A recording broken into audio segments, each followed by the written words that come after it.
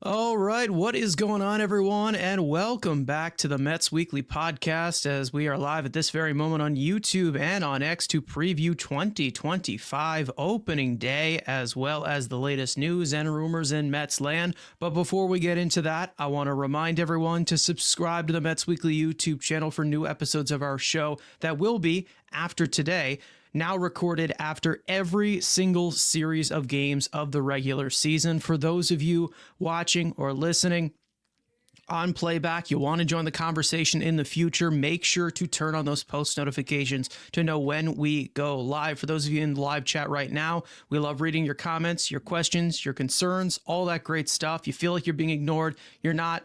We're just going to star them throughout the show. We'll try to pull up as many as we can to keep the flow of the conversation going.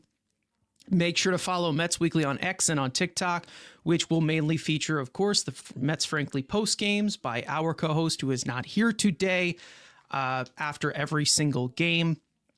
For our audio listeners, make sure to follow us on all your favorite listening platforms to not miss the audio version of new episodes that go up at 9 a.m. the following day.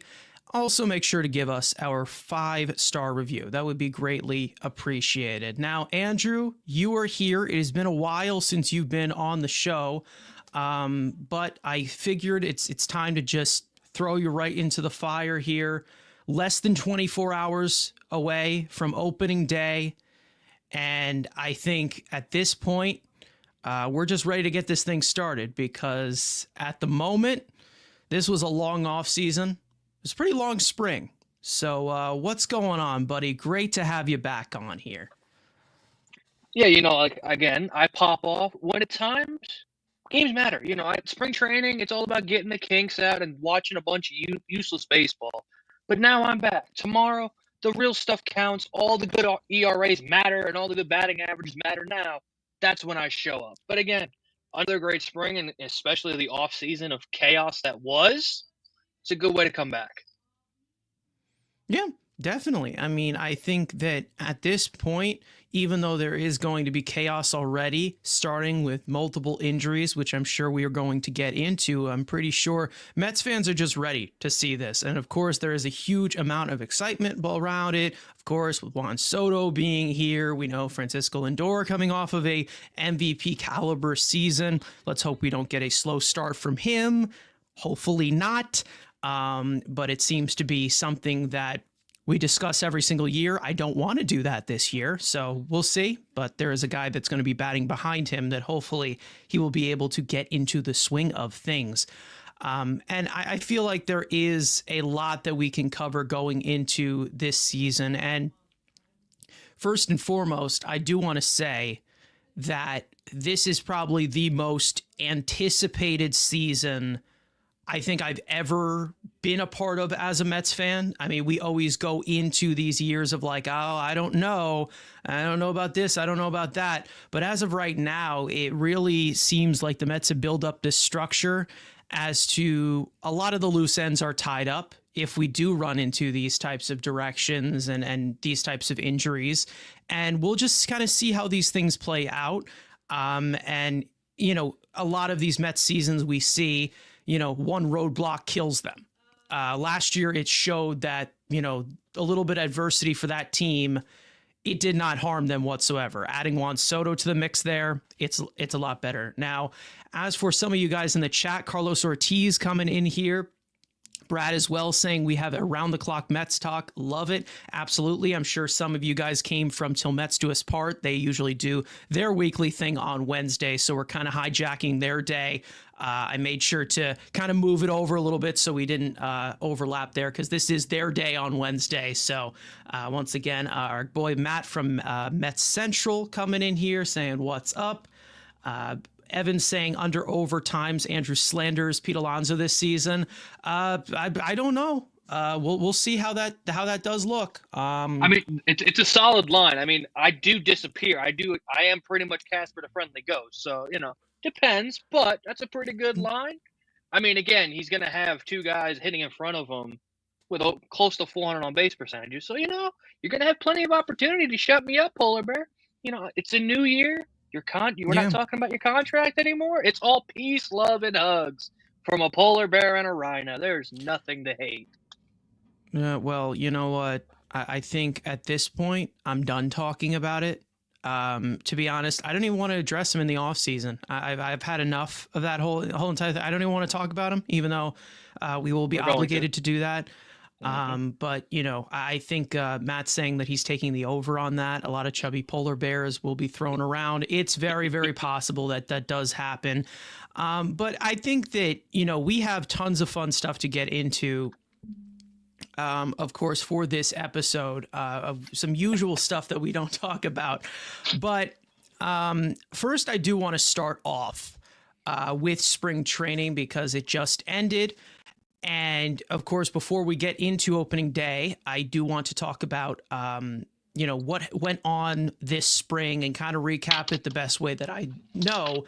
And that being with a top 5 list. So I don't know whether it pisses people off or not. I do want to give my top 5 spring performers from Port St. Lucie. And of course, Andrew, you guys will get to be able to give your opinions on this one. Everybody in the chat as well. So for those of you coming in here, I'm just letting you guys know right now that I'm going to be giving a top 10 of the Mets players from spring training based off of performance. Now, obviously, this does not really mean much considering once games start on opening day tomorrow, everything resets to 0. So it's not going to matter as much. But I do want to just start this one off in the past so when we can move on to the present, because we have plenty of other stuff to talk about, including some of the transactions they made, some of the injury updates, tons of great, crazy stuff. So let's actually start off my top 5. And I want to give you guys the top 5 Mets players from 2025 spring training. Let's start this one off. Wait a minute. I think I have the wrong things here, so that's great. I'm going to start this one off with, excuse me. Yeah, I have the wrong things here. Lovely. Awesome. All right, so I guess we're just going to be doing this without the graphics. That's great. All right, so number 5, I'm going to start with Griffin Canning here. Coming off of his statistically one of the worst pitchers in all of baseball last season, Canning made a solid first impression this spring, surrendering just 3 earned runs across 14.1 innings pitched and striking out 22 of the 58 batters that he has faced. Canning has looked like a Mets pitching lab success so far in the making. The key to Canning has been very simple. Lower the fastball usage, grading well below average as an overall pitch. Hitters registered a 375 xwOBA with 17 of the 31 home runs allowed against his fastball in 2024. This spring, Canning has prioritized a brand new sinker and plus changeup, as well as his pronated spin type right-hander, and also showcasing his plus slider, while also adding an inch or two on his induced vertical break on his volatile fastball to set up more chases. After signing a 1-year 4.25 after signing a one-year $4.25 million contract with the Mets this offseason, Canning will be making his first start this week in Game 3 against the Astros. Entering a 28-year-old season, the Mets will be relying on Canning quite a bit going into the season with multiple injuries to their starting rotation. Number 4, I think I have set up. Number 3 has a graphic, so we'll do it that way. Number 4, I have Max Kranick, claimed off from Pittsburgh while recovering from Tommy John surgery and suffering a hamstring strain last year. Max Kranick came out guns blazing this spring. The lifelong Mets fan surrendered just 2 earned runs in 12.1 innings, striking out 15 and walking 1 batter in multi-inning relief. This spring, Kranick has showcased a deep arsenal of plus pitches. Fastball in the upper 80s with over 18 inches of induced vertical break, a low 90s cutting action slider, a high 70s curveball with over 2,400 RPMs, and a high 90s sinker that he loves to crowd left-handed hitters with. And the results have shown with his fastball, slider, and curveball all registering over 40% whiff rates this spring. Expected to be utilized as a multi-inning reliever this season, Kranick will be on the opening day roster as it was announced today, and he has looked to be poised for a breakout year since arriving at camp in mid-February. Now, I actually have a graphic for number 3. I don't know why this all screwed up, but it happens. But here you go, number 3, just to haunt me, right? Anyways, number 3, let's go with Brett Baty. How about that? You want me to give him a credit? Here it is. As a former first-round pick in 2019 by the Mets, Baty has struggled to grab his footing at the major league level from both sides of the ball. With Mark Vientos locked in at third base now, the Mets are giving him a look at second base to compete in the surplus of the position within the organization. This spring, Baty has been fantastic at the plate. A Grapefruit League leading OPS over 1,200 with 11 extra base hits, 4 home runs across 59 plate appearances. We also have seen some improvement in overall pitch selection and recognition, drawing 8 walks to 6 strikeouts and seeing 3.9 pitches per plate appearance, opposed to his major league career rate of 2.8. With Jeff McNeil beginning the 2025 season on the injury with an oblique strain, Baty is lined up to get plenty of chances to start the year. Now 25 years old, it's pretty much implied that it's going to be a make or break season for Brett. Although he's shown out this spring, there still is plenty to prove. Will this finally carry over to the major league level? I guess we're going to have to find out. But as we all know, I sincerely hope not, because I'm 100% actively rooting against him and hate his guts. Am I right, Twitter? Absolutely. Number 2, Clay Holmes. As a longtime high-leverage reliever with the Yankees, Holmes signed a 3-year, $38 million contract with the Mets this offseason to be a full-time starting pitcher. Although we don't know exactly how this is going to play out, Holmes really gave us something to get excited for in 2025 this spring, surrendering just 2 earned runs across 19.1 innings pitched and striking out 23 of the 72 batters he has faced. Holmes' ability to induce ground balls at an elite rate is what gives him the intriguing starter upside at 31 years old. This spring, Holmes has showcased his brand new and untouchable high 80s kick changeup with over 15 inches of horizontal break, as well as upping his fastball usage and bridging it with a hard action cutter with over 24 RPMs. With a new 6-pitch mix headlined by his devastating high 90s sinker, Holmes will be making his regular season debut on opening day tomorrow against the Astros, which will be the 31-year-old's first MLB start since September 30th, 2018, when he was a member of the Pittsburgh Pirates. It's very unclear as to how Holmes translates to the starting stage given the workload, but he seemed to make the transition look simple so far coming out of Port St. Lucie. Number 1, I think this one's perfectly indisputable. Juan Soto. Do I even have to say anything? Do I even need to show my work here? Either way, you know I am going to. After signing the richest contract in the history of sports, Soto made his presence known right away, homering in his first spring AB of 2025, slashing 289, 391, 658 with 11 extra base hits and 4 home runs across 46 plate appearances. The 26-year-old generational talent has looked already ready to start the season from the jump, from gifting Brett Baty a new car in exchange for number 22, getting revenge on hecklers in right field with home runs and making them fall on their faces.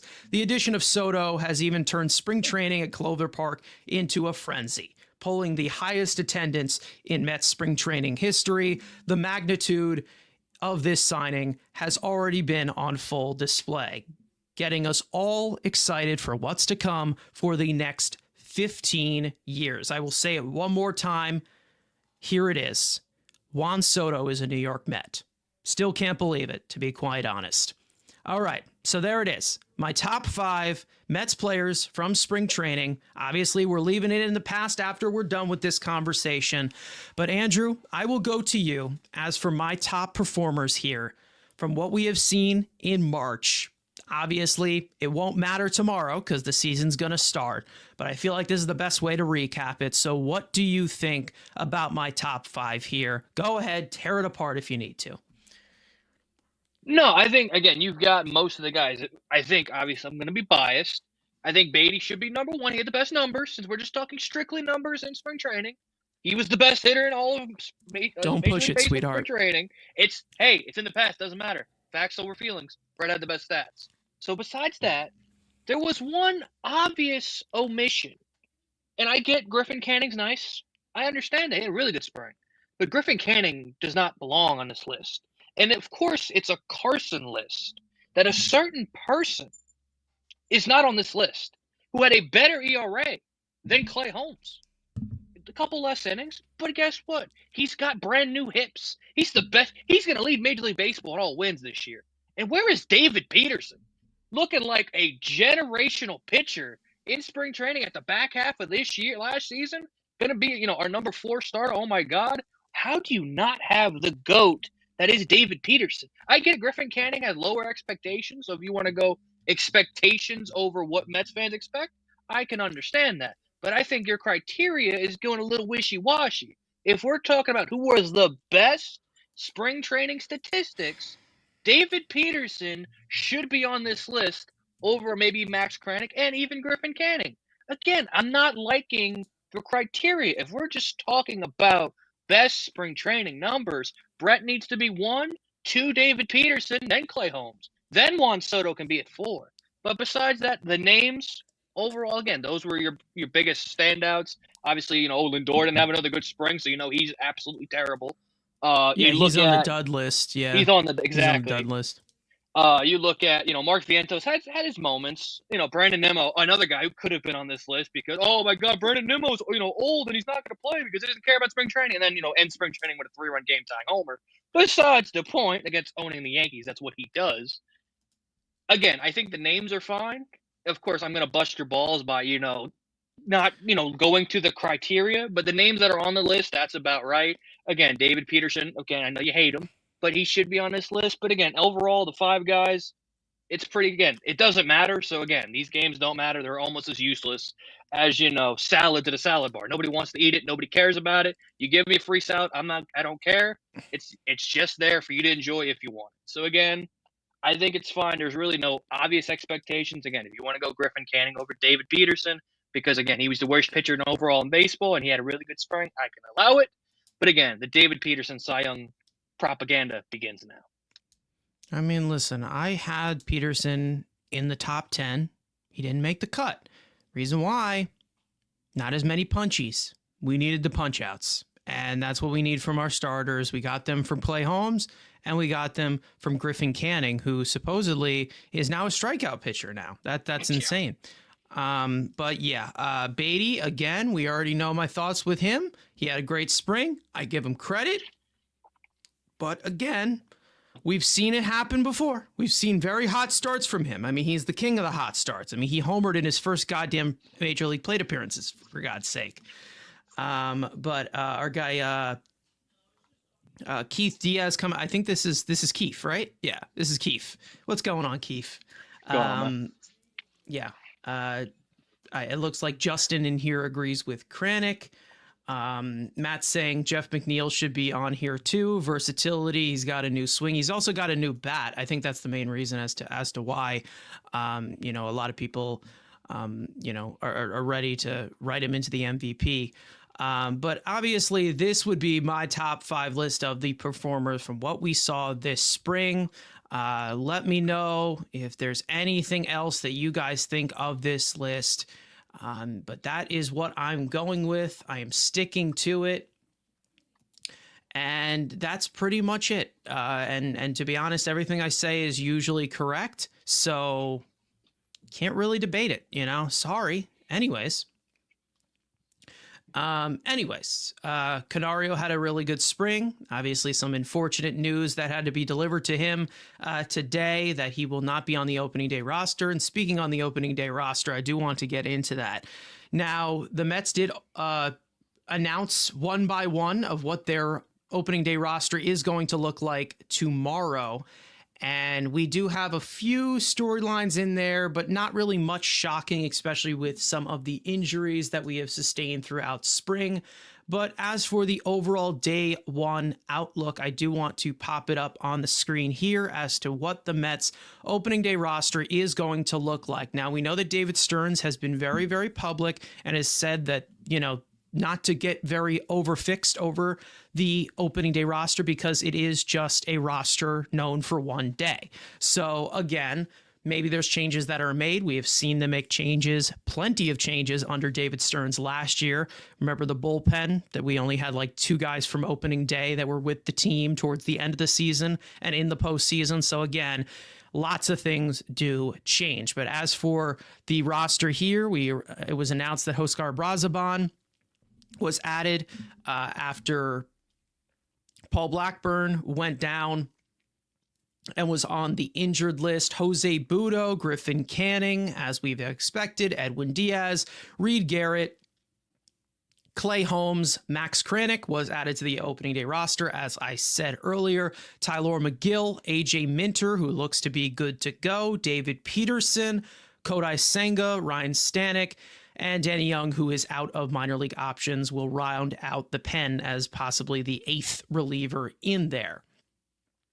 The catchers, Luis Torrens will be the starting catcher for the time being, with Francisco Alvarez on the injured list to start the year with the finger surgery. Hayden Senger will make his major league debut eventually at some point.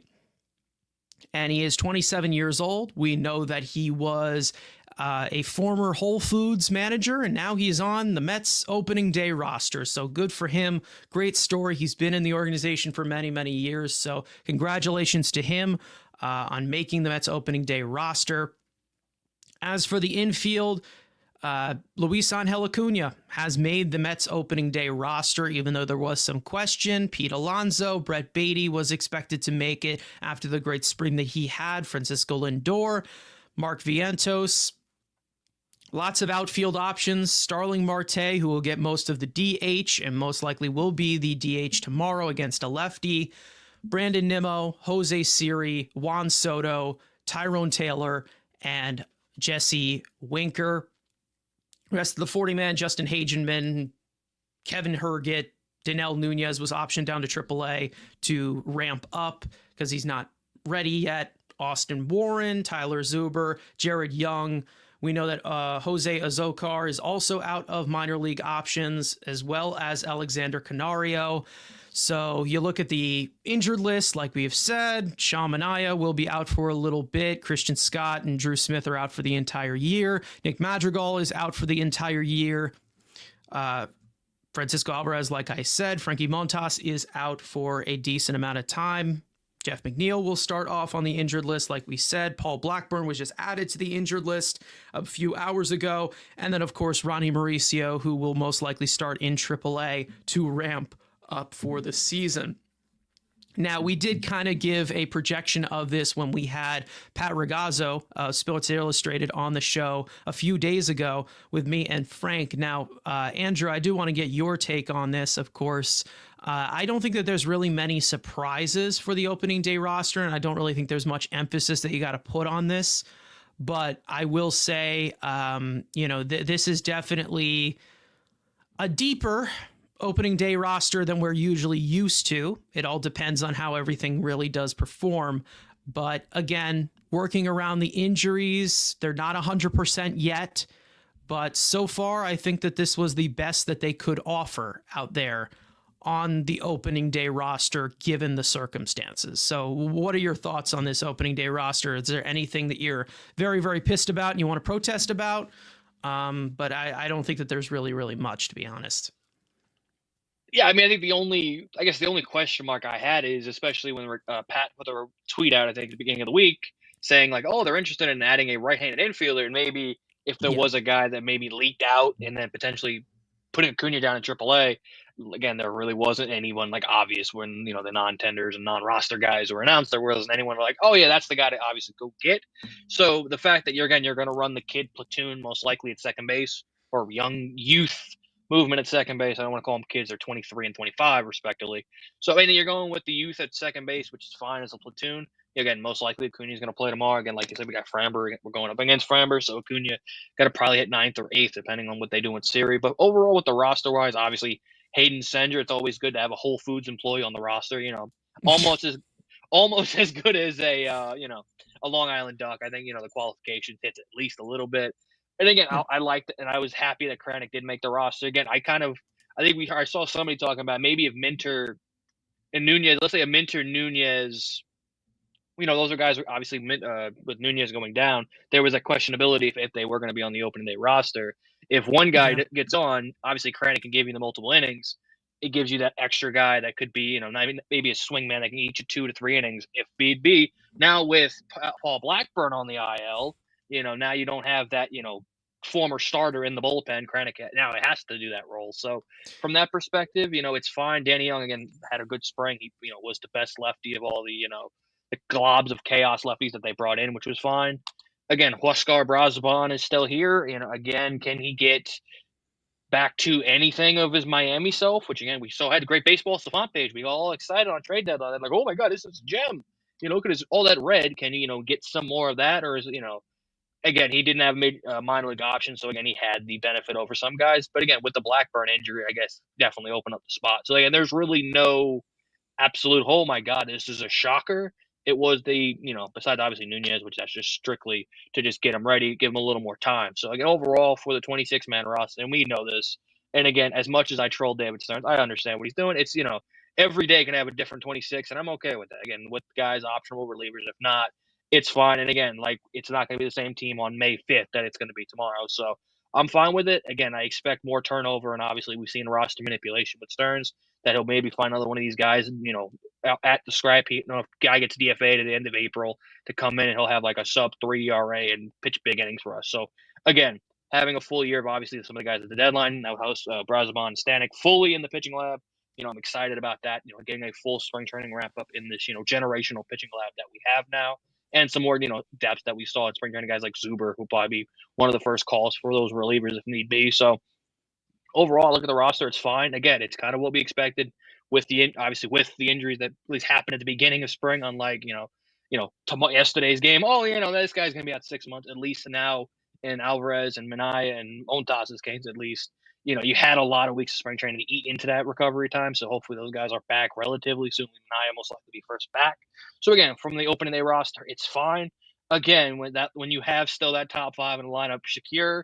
Again, you can't really be mad. And again, if you're going to argue fringe roster guys, I'm very happy that now we're at the point in the, Stearns era where we're arguing over the 26th, 25th man compared to, who's hitting third, who's hitting cleanup compared to past, Mets Yeah. opening days. We're like, well, is Ike Davis hitting third, or are we going to give it to Lucas Duda? And now we're like, okay, our only concern is, okay, is Brett Beatty or Brett Beatty going to hit, or Acuna hitting 8-9, or Siri, and same thing with Taylor hitting 8-9. As your only kind of conversations of, who do you want to play in that situation? Yeah, obviously. And listen, I think it's more easier said than done with some of the moves that I think fans do want to make, including Medina coming in here and saying, the Mets should have DFA'd Marte and kept Canario, which, in theory, yes, it probably has a lot more, upside in that way after what we have seen from Canario this spring, which even though there's some swing and miss, we know the power is there. We know he has some tools. We know he's still young. But the problem is that one, if you were to bring him up, in this entire sense, with if you're talking about Acuna, because we have talked about maybe him being down in AAA at some point because of the the whole work ethic thing that came out with Francisco Lindor and things like that. A lot of the Mets fans who were talking about that, you're like, okay, just option Acuna, bring him down. Well, to be honest, if you were to do that and bring up Canario, you would have 7 outfielders on the team. You would have 4 infielders, and then your backup infielder would be the guy who's your starting catcher at this current moment. So again, that depth chart would be a little bit rough. And again, the Mets don't really need to penny pinch in that way anymore as to where these guys need to be playing out of position because of the depth chart. We have moved past that. We have moved past the need for guys to play out of positions, the Dom Smith to play left field, Lucas Duda to play right field, Nick Evans playing shortstop. We don't need to see that. I'm sorry for that one. That was a burner. I apologize. But again, I think it sucks that we lost. We end up losing Canario because I think there is something in there. But again, they have no choice in that way. We've talked about Starling Marte before of that contract since day one. I mean, it's not really a hot and cold scenario with that contract. We talked about how the back end of this contract was going to be somewhat of a clog for this team. And, again, for the role that he is being given this year, very, very diminished, and something that I don't really prefer to have. But really, it's $20 million plus the tax and everything, and it's really hard to move that in that way. And again, I saw a lot of people on Twitter saying DFA Taylor, like it's not going to happen. Again, they're not going to put all their chips in for this guy who has 45 major league plate appearances just because he hit 2 homers in a spring game. Like that's just not going to happen realistically. But even though I do like Canario, and I hope that he does well and wherever he ends up going, it just reality of the situation. It's obviously a good problem to have to have a lot of these options that can be really, really good. That means the organization is getting better. This entire discussion here, Canario, maybe, I don't know, 7 years ago, we'd be talking about Canario like, oh, this guy should be starting in left field right now for us. Like, he earned it over this guy who's, terrible and a veteran or whatever. Like, we'd be over what's his name? Bobby Abreu, who we signed as on a veteran contract. Christ, can you stop? Sorry. Jesus. I'm sorry. But I'm just saying these debates, like they go down to a certain level now as to where, this is the final guy on the roster. And if it ends up being Acuna or Canario, I mean, these are 2 guys who have that type of upside there. I mean, as for like other, situations with the roster, I don't want to go too deep into it because, again, like David Stearns has said, this is only for one day. Maybe there's moves that are made at some point, that they have to get healthy at some point as well. If there's anything else you want to add here with this conversation, because I feel like it's the same kind of stuff that we, discuss in that way. I mean, I just love, again, the Canario love. Can we, I do want to talk. Everyone's like, oh, it's confidence. He got DFA'd at the beginning of spring. And, the Mets are low on the waiver claim board. So he probably went through most of Major League Baseball not claimed. I get it. He had a great spring, so maybe there is someone more, willing to Angels. Good swing. He had a good spring. He had a really good spring. But, the fact that we are so obsession of a guy that David Stearns picked off the waiver wire that I would say 89%, maybe 94% of the fan base had no idea who he was. But yet, because he had a good spring, all of a sudden, he's going to be like Paul Gold, like Juan Soto. He's getting claimed automatically. And we do this all the time, I think, when it comes to our players. When we see a guy like, we really like that guy. And the guy gets, we're going to have to DFA him. And we're scared he gets taken. And then, obviously, no one wants. And in the general Major League perception is, he's not that good. And he ends up still going to Syracuse. So I would say there's maybe a 25% chance he get claimed. I think this overreaction to just because he had a good spring. He's already been DFA'd this spring, and most of baseball didn't want him. That's how he got to the Mets, because the Mets, obviously, the waiver option is by seeding of last year. So he went through all the bad teams that he could start on, did not want this player. So this automatic assumption that, oh, just because we're going to put him on waivers, meaning he's going to get claimed. I understand it. I like Canaria's upside. Again, he was a big prospect. He's had that prospect pedigree. But the fact that we're losing our minds because we're putting a guy who has upside, but again, we've seen all over baseball, high quality upside guys don't get claimed and just go back to the organizations. So I just think Yeah. everyone needs to just, like, again, this isn't, we just put Soto on waivers. This isn't Nimmo on waivers. Like, I understand he outplayed Marte. I'd prefer him on the roster than Marte. But again, this isn't losing, Bobby Wood Jr. just goes, well, we put him on waivers. He Yeah. had a good spring. Like, let's just calm down with this. We're losing the world here. Like, I Yeah. like him. There's probably a good chance he's still with the organization come opening day tomorrow. Or whenever they decide to waive him. Whenever the official roster thing is announced. Yeah, it could happen. We'll see what happens. Again, he did go through waivers and the Mets ended up picking him up. So maybe there's teams that have changed some of the perception. I feel like, there are teams ahead of us in that waiver wire that are looking for that outfield depth, I'm sure, in AAA or something. I think that at some point with, the White Sox or the Marlins, I mean, it's possible that that maybe they do pick him up, just because they're, hungry for any type of talent in any way. But we'll see how that all kind of pans out in that way. It's very possible that he does pass through waivers. The same thing with a Zokar as well. Like both of them, it's very, very possible that they end up just going back to AAA. But we also could see a scenario with a guy like Canario, who is coming off of a hot spring and has impressed. I think, again, we'll see if the Mets try to get something back for him, like the cash that they traded for him. I don't know. Yeah. But we'll see how that all ends up. But I think they're just going to end up DFAing him because any team that gets him is going to realize, oh, well, he's out of minor league options as well on our team as well. So again, he was brought in here in some kind of a clue for some of us. Was that, okay, maybe Marte's not healthy, maybe Nimmo's not healthy. Both of them seem to be good to go for opening day at this current moment, and it just did not come to fruition. And listen, he had a good spring, but it just, sometimes you got to cut the losses. I mean, you can't have 17 outfielders on one roster and expect them to all get the same amount of playing time. And either way, with the young upside of a guy who didn't even get that much of a chance with the Cubs, they were very, very up and down with him.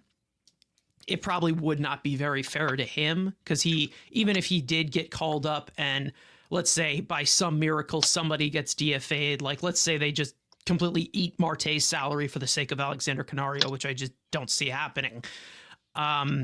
He still would be like the fifth or fourth outfielder on the team. Like he still would not be able to play every day, and you're probably not going to get the best out of him. So, again, I feel like at this point it was outfield depth.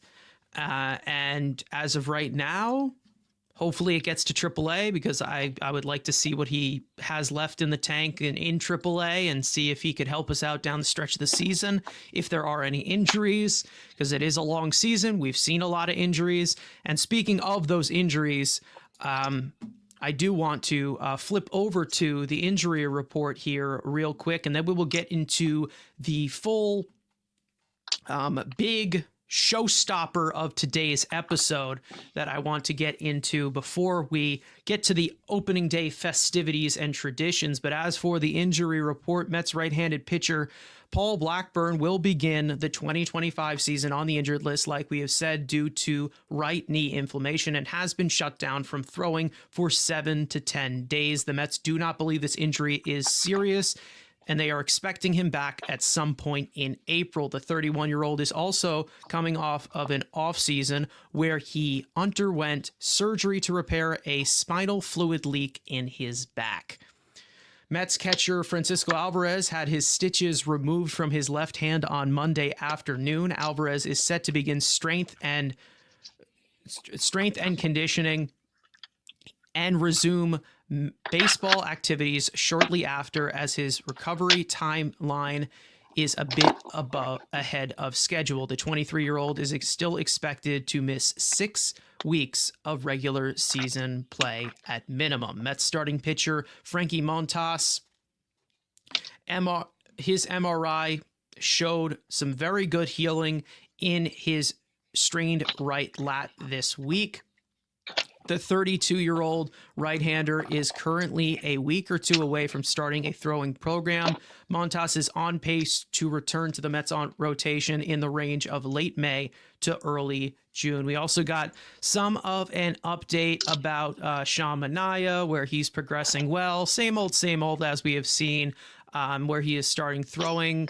It seems like he'll start pitching off of a mound at some point, but nothing of substance there yet. So as the Mets continue to get healthy, they're going to have to hold this off as best as they can. The Paul Blackburn injury, I know that we were kind of just blindsided by that today, where it just popped up out of nowhere. He's had a lot of injury issues in the past. I know he had that toe injury before he even came to the Mets, had the back surgery, of course, and now a right knee situation. I think that it's been very, very mixed with what we have seen from Paul Blackburn. And I think we see him as the rotation depth, unless you're Andrew, who I believe sees him as an ace, which I don't know why. But I think right now, it's very weird. It's a very weird situation right now, because you have still other guys in this bullpen who can give you the multiple innings, as we expected from guys like Max Kranick and Huascar Brazaban.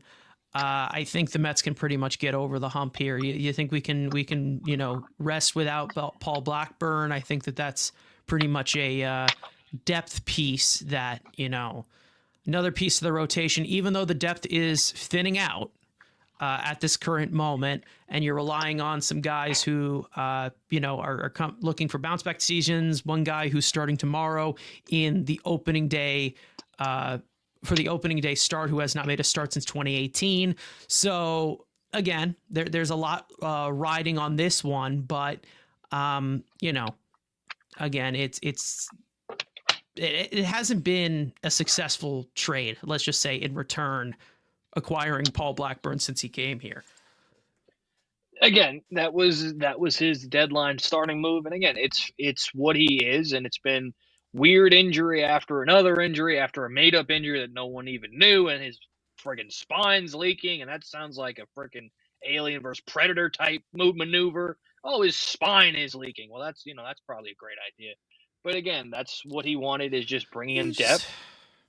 Some leakage, some leak, exactly. Just some leakage. Bones broken, it's just leaking out. But again, I still expect. I know he did say with Murph and Gary in the booth that he wasn't actively looking for another starter. But again, God knows if there was a couple of guys maybe interesting just to stick in Syracuse that were cut loose. Maybe I could see them add another guy just to stick in Syracuse to have it another emergency case. But again, it's also, it's early. You don't need to go nuts.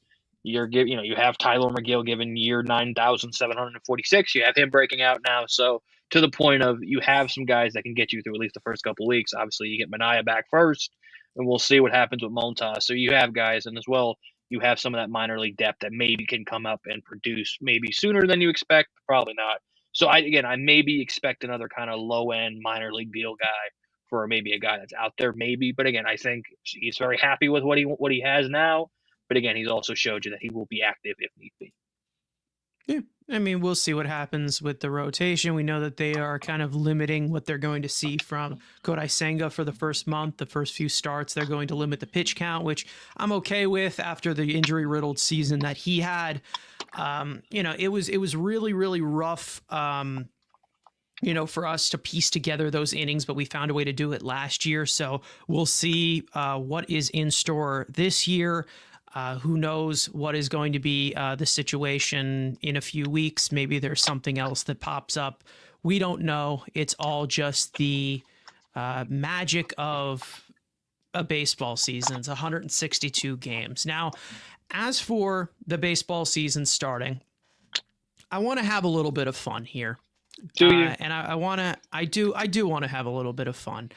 And I do want to kind of do a little bit of an interactive way to kind of describe this opening day roster, 40-man roster-ish. Some of these guys, who are with the organization, looking at the opening day roster. And, these things have been very, very popular on social media and things like that of, these types of graphs and everything that, the grid graphs of corresponding lines and, a lot of, analytics people put those things up. We see for hockey, and that's how the Rangers figured out that they did not need Jake Gensel whatsoever because of the broken finger, right? Yeah. Anyways, I do want to do a little bit of an XY graph here of a player ranking and then also kind of that fan perception. So there's two different things that I do kind of want to add here. And let me just, there we go. Perfect. All right. So we have a graphic right here of all of these different players that the Mets have going into the 2025 season. And we're going to basically place them on the graph. You guys can interact with this as well and let us know how we can sort this thing out.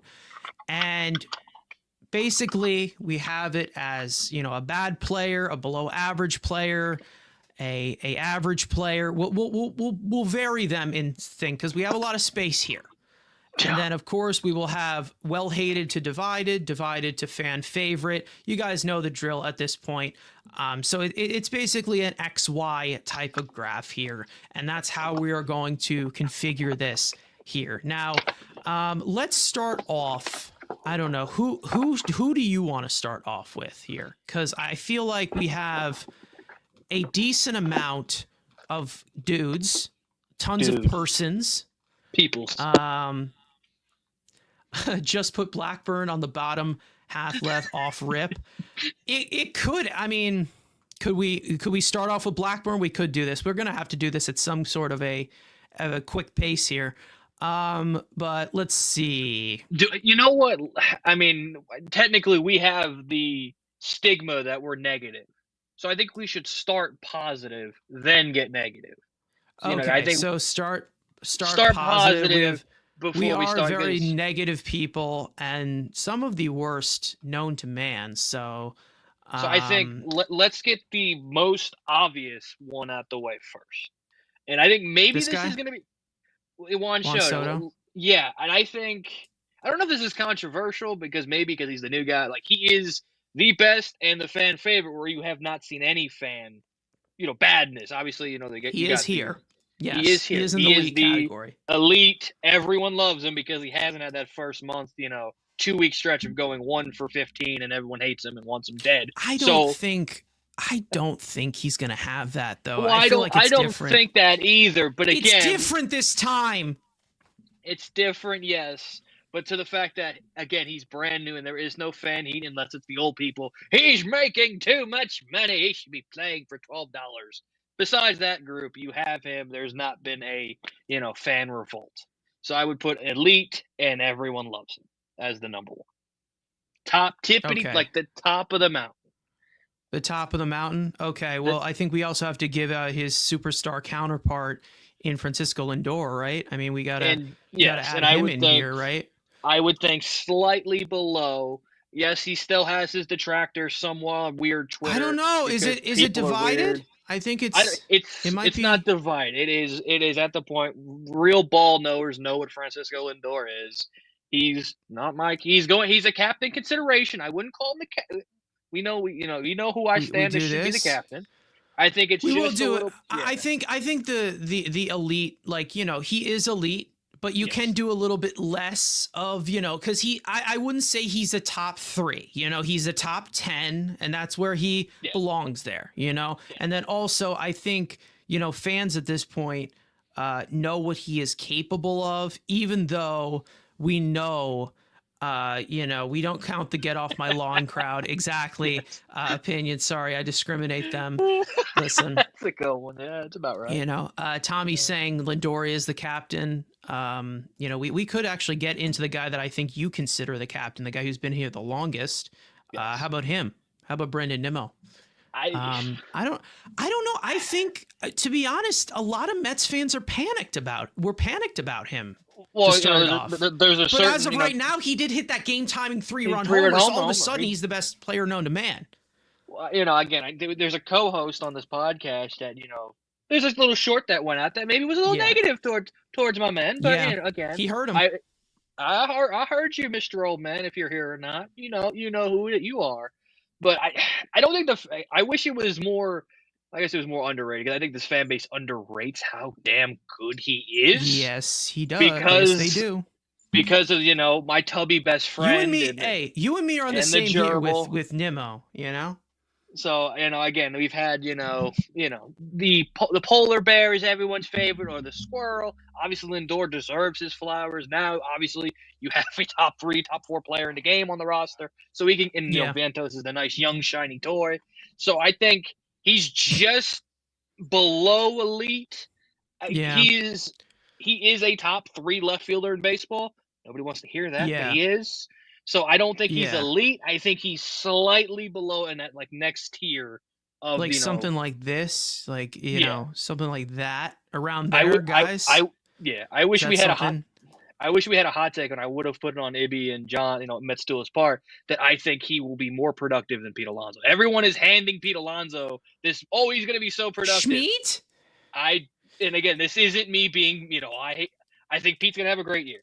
But we've seen what's the difference between Pete Alonso and Brandon Nimmo. Nimmo gets him when you need him. Pete gets him when... Nimmo's him. Okay, Nimmo's him. Y'all have to understand, Nimmo comes through. That's the thing. It's like Nimmo comes through. Yes, Pete Alonso's come through before. He has, but not in the level of Nimmo.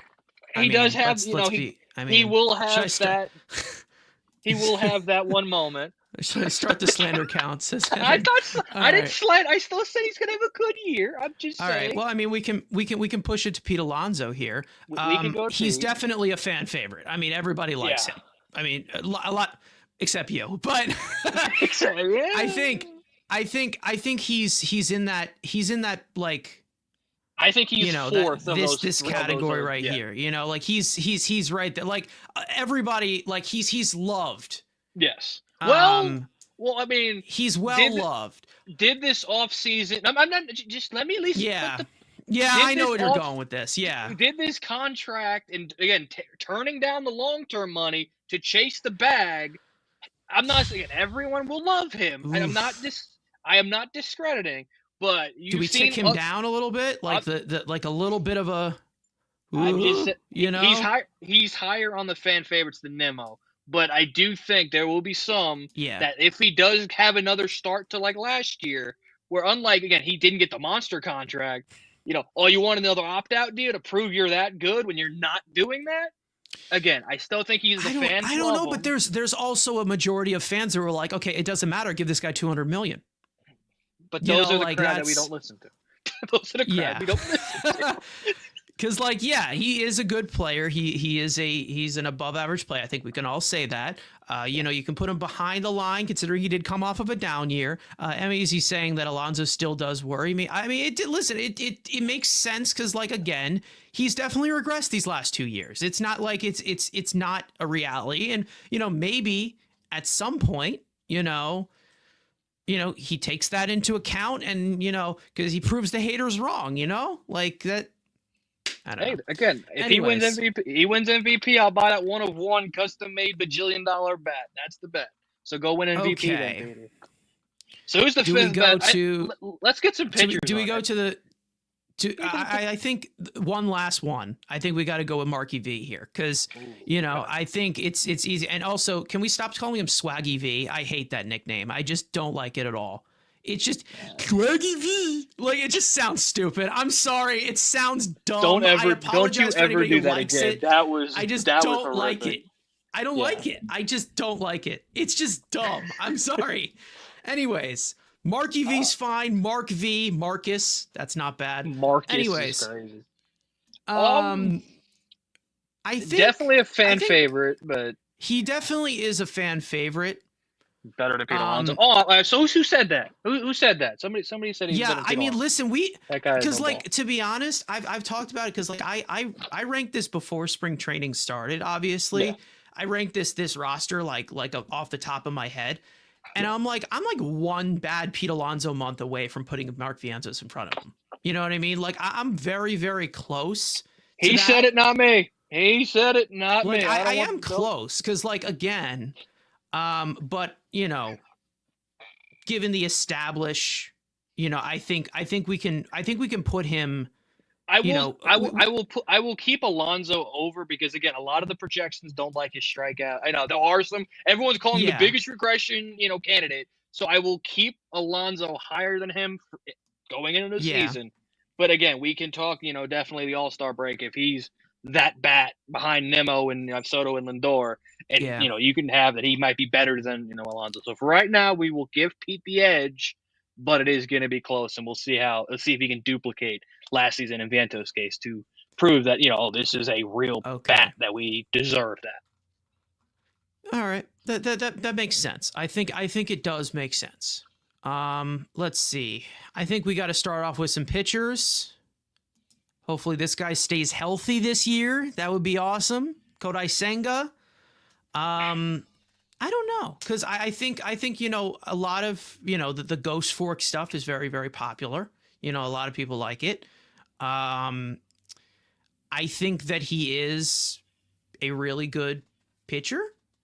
I think he is.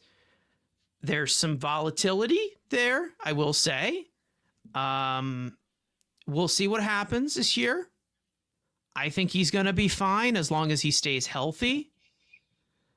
Um, I think we can put it. It's like between like here. It's like something like around here, like this area, like this box right here. Yeah, I was thinking again. I think he is probably the most divided. Well, no, the most divided pitcher we'll get to in a second. But I think from the starter's perspective, I think a lot of fans don't love the injury history. I think they believe Yeah, he is an above average pitcher, and we saw the rookie year; he was great. Obviously, I think a lot yeah, of people are, and I think a lot of people are not liking like he is very open and very knows his body, and he will not push forward. So some yeah, people don't love that. There's not that bulldog mentality. It's kind of like when he yeah, knows something is wrong, he will not yeah, pitch.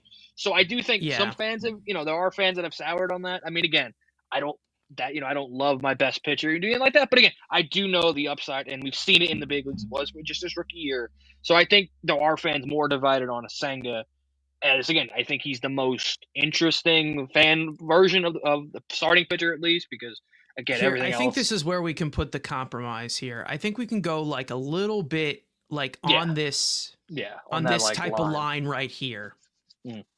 Because I do think healthy. He is a maybe I don't know, sub 3.2 3.2. I mean like he could be less than 3 at his ceiling. Well, we've It seen it. all Yeah, really we've seen him depends sub on through. Yeah. we've seen him do it before. It all really depends on if he gets on a roll. We know he's not as, as some of the other Japanese pitchers that have come in, he's not as explosive as them.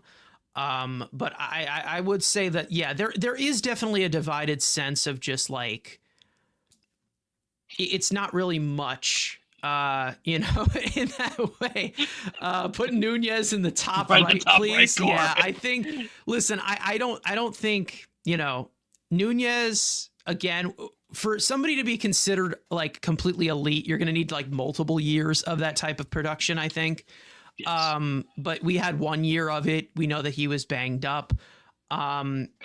I think everybody likes him. Like I do think everybody likes him. That like there's not really many that hate him. I think that we can definitely put him in like this kind of bubble here where it's like into the near that less like yes he's very pooky. Yes, he is very pooky, but that's a word.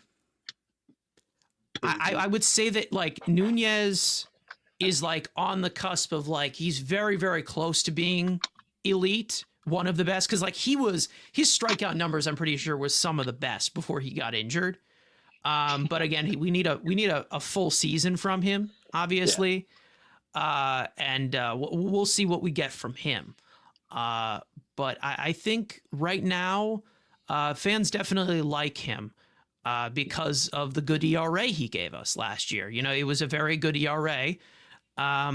Now, speaking of other relievers, do we go to Mr. Showtime here, Mr. Trumpets? Well, I mean, I think this is. Oh, I mean, this is a tale of, I don't know, 6 parts here of how Mets fans view him. To be honest, I'm going to tell you right now, I think it goes like right here.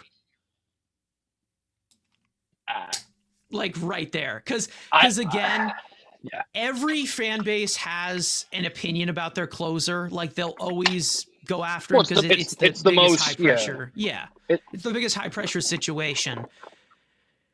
You know, it's a point of emphasis slightly to the left, I think. Yeah, you could do it because he has branched off a little bit since his injury. So I could say that, but I think that right now a lot of people like him, of course, because of, you know, wanting to stay here and that after all the shit that he was put through in 2019.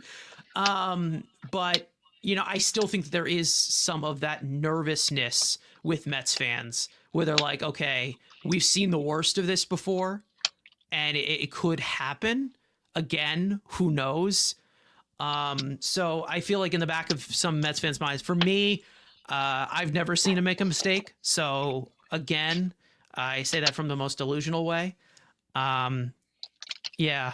That red area of the chart is looking lonely without its red bearded friend, Mr. Paul Blackburn. We could go to Paul Blackburn if you want. We could. I mean, we can just go along with the chat here.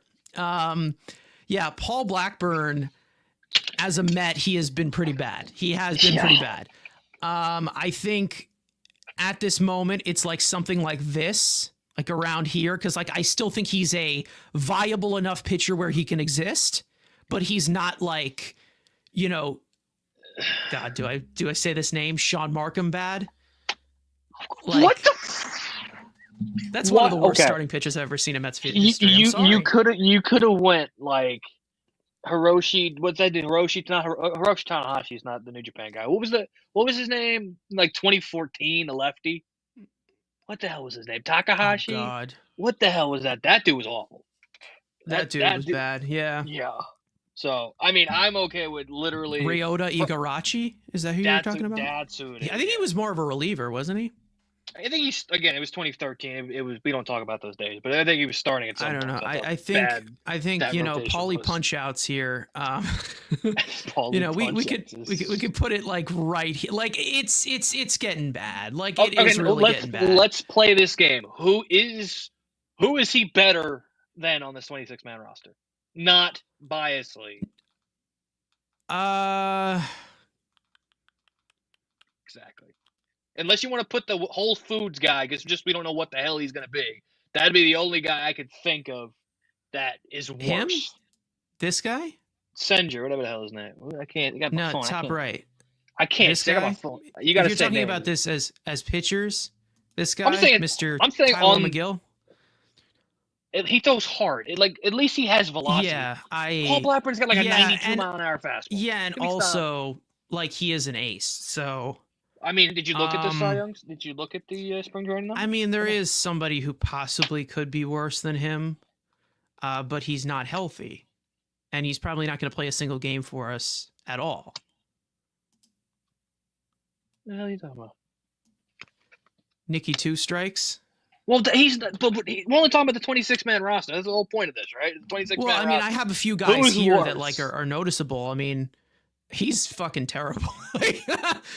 like he's really bad. I can't. He is the worst player on this. Yeah, he is the worst player. I do think he is the worst player on this 40-man roster. I don't know if he's considered on the 40-man roster, but again, I will put him there. Because again, He's hated too because he's not Iglesias. No, Yeah, that's true. No, he's horrific. It's literally. He does suck. He really is Oh my. bad. Nick He's really bad. Imagine we could have had an infield, like, let's say on a random Sunday in like June, that we could have potentially had a Nick Madrigal, Jeff McNeil up the middle. I don't know. I think that's a great infield. Like, Anyways, that would have been, yeah. So we all know shit versus diarrhea with him and Blackbird. Absolutely, 100%. Speaking of diarrhea. Speaking of diarrhea, let's how about we move to Brazaban? How about that? I don't know why I called him diarrhea, to be honest, because I think he as a Met just a head has not been good. No. I think that there's upside there. Maybe because I'm pretty sure he's like 36 years old. But yeah, you also have that is he just what he is because he's like a 50-year-old rookie that no one knew about and had a fake ID in the Dominican Republic. Like, and I'm 12. No, I'm actually 42. I am 12. I'm 12. Exactly. I mean, I'd put him in. Could you go like right in the middle? No, I honestly just put like hated. What was it? Yeah, hated and below average. That's kind of what I was thinking with Roosevelt. Hated and below average. Okay, yes. Something like this. Yeah, something like around that like orangey area. Around there. Okay. I mean, I think that there's upside there, but again, we gotta have to see it. Yes. And the same kind of goes for like Danny Young. Like Danny Young is, but at least he's his velocity did go. His velocity has been higher. That's interesting. Yeah. Where again, I don't love Danny Young, but at least he's getting up to like 95. He hits everyone. That's the problem with me. Yeah. Like he hits everyone. Like again, not like with his hand, like with the ball. Like with the ball. He's not gonna be Jose Siri. No. Yeah, like Danny Young, I'd say he's like more average because we've seen a decent amount, but it's like he's right on the cusp where it's like Mets fans like. Who's the most? Then let's put somebody fans in the middle. Heavy for Danny Young. Yeah, there are some weirdos that love Danny Young. Wow. Okay. Yeah, I mean, so I've seen a little bit. We can kind of move it a little bit here. I think we need to put a guy in the middle. So like that's the benchmark. Who is the most neutral player and put him in the middle? Are you kidding me? That's the benchmark that we put. Sean Reed Foley, no matter what. No. It's Sean Reed Foley. No. Tell me. Dude, literally the fan base is so divided on Sean Reed Foley. Are you kidding me? Some people think this guy is elite. There's literally Sean Reed Fuller truther accounts and there's Sean Reed Fuller hater accounts. Like literally he is so there. Okay. You know what I mean? Well, okay. Then we'll make Sean Reed Foley. There's your bench. I feel like it's literally Sean Reed Foley. Is that not like that's a good take, right? Like that's a decent take. If we're gonna, he can be in the middle. Well, no, because we have co-hosts here that think he's going to be better than Cal Raleigh and William Contreras, but he's just the big dump. By the way, congratulations to the big dumper. By the way, on that. Hell yeah, man, got his bread. I mean, again, when you catch the best rotation in baseball and you hit 30 bombs, I don't really care about batting average. The dumper gets going to go into the dump truck. But all right. Let's see. I think we need to let's finish the bench off. Let's get the catchers done and let's get those backup outfielders done. So let's get. I actually don't think I have Hayden Senger on here. So how did you not put the Whole Foods? Can you put a Whole Foods logo? Edit and post like production. Can you just put a Whole Foods logo just for Hayden Senger? I can download his photo here. Okay. Hold on. I think that's got it for fun. you. I think it's just more fun to just put a Whole Foods logo. I don't know if it's. I could put the whole Hayden Senger. It's gonna be what is Bingham, Brooklyn? Yeah, the first thing that comes up when I look it up says Whole Foods. Yeah, there you go. That's wild. That's sick, man. If he does not get any NIL deals, just because putting over, I know he's not 12 years old and can't get that, but besides the point. Respect. I didn't say respect Whole. I mean, I'm not a bougie white girl that likes to shop at Whole Foods, but that's just me. Okay, I like sick. I like me just nice little basic grocery store. I don't need that, $17 box of freaking donuts. You ain't a basic bitch? Well, I'm basing in ice cream flavors, but holy Jesus, Godzilla. I know. Yeah, he's pretty big. So Hold on. I gotcha. Hold he on. is kind of a fan fit because this whole food thing is getting him over. Well, But yeah. again, I mean, he's really a folk hero at the current exactly. moment He's because the new. nobody. He's your We have new nothing to Patrick grasp Mazika. onto as of right now. He's your new Because Patrick of Mazika BS. yeah, I don't think it's going to be as extreme as Patrick Mazika because I think a He's lot of walk-offs. people. Can we put Stearns? Oh yeah, no. Stearns is actually Stearns would be in the middle. Yeah, well, Stearns, no. Stearns would be elite Stearns and would here. be, yeah. Yeah. Most hated Anyways, elite, yeah. Hayden Senger.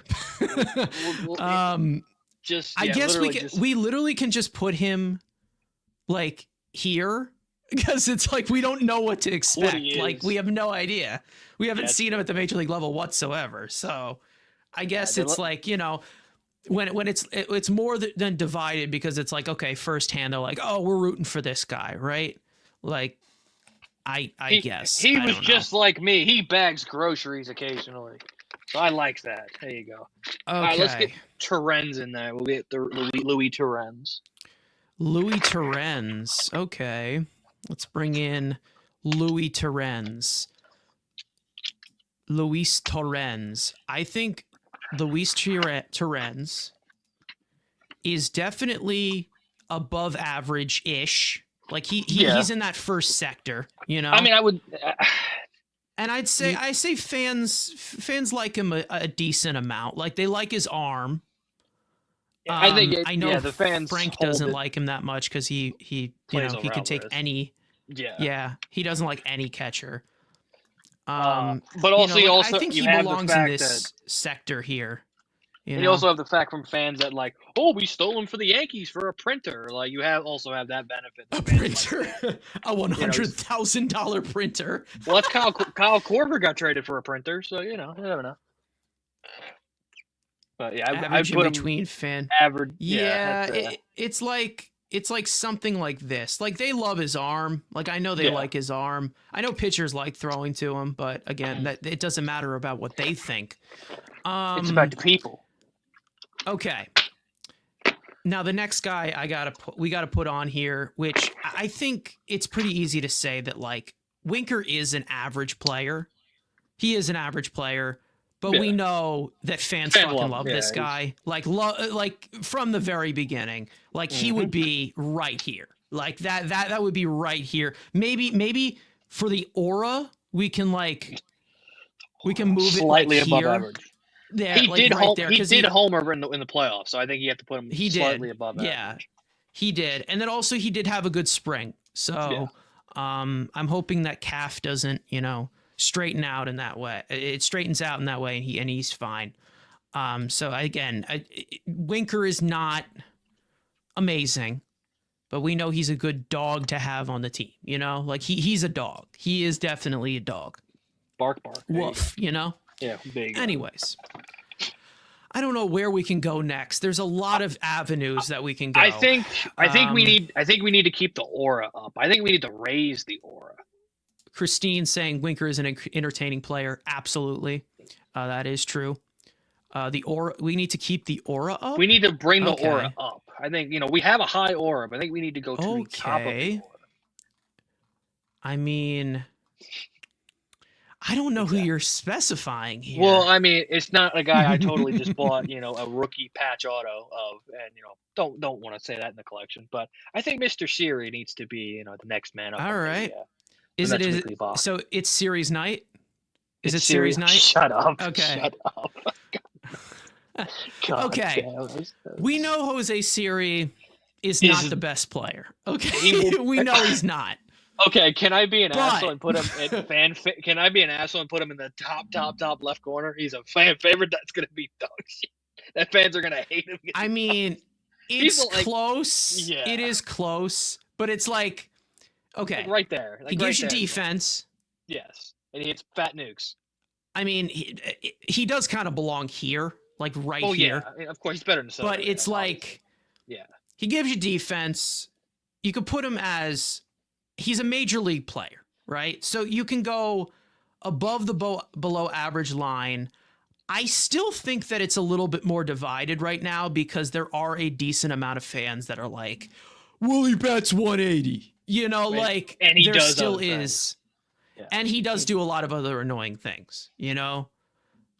Below average fan favorite. I mean, it's like here is like a sector I'd put him in. Like something around here.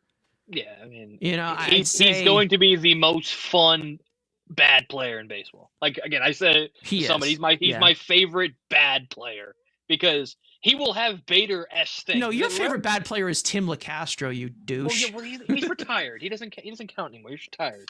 But I guess my main thing is, I think, and which is gonna be true, he's going to have some Bader-esque moments. Like everyone raved about first half Bader, and then obviously he didn't hit anything.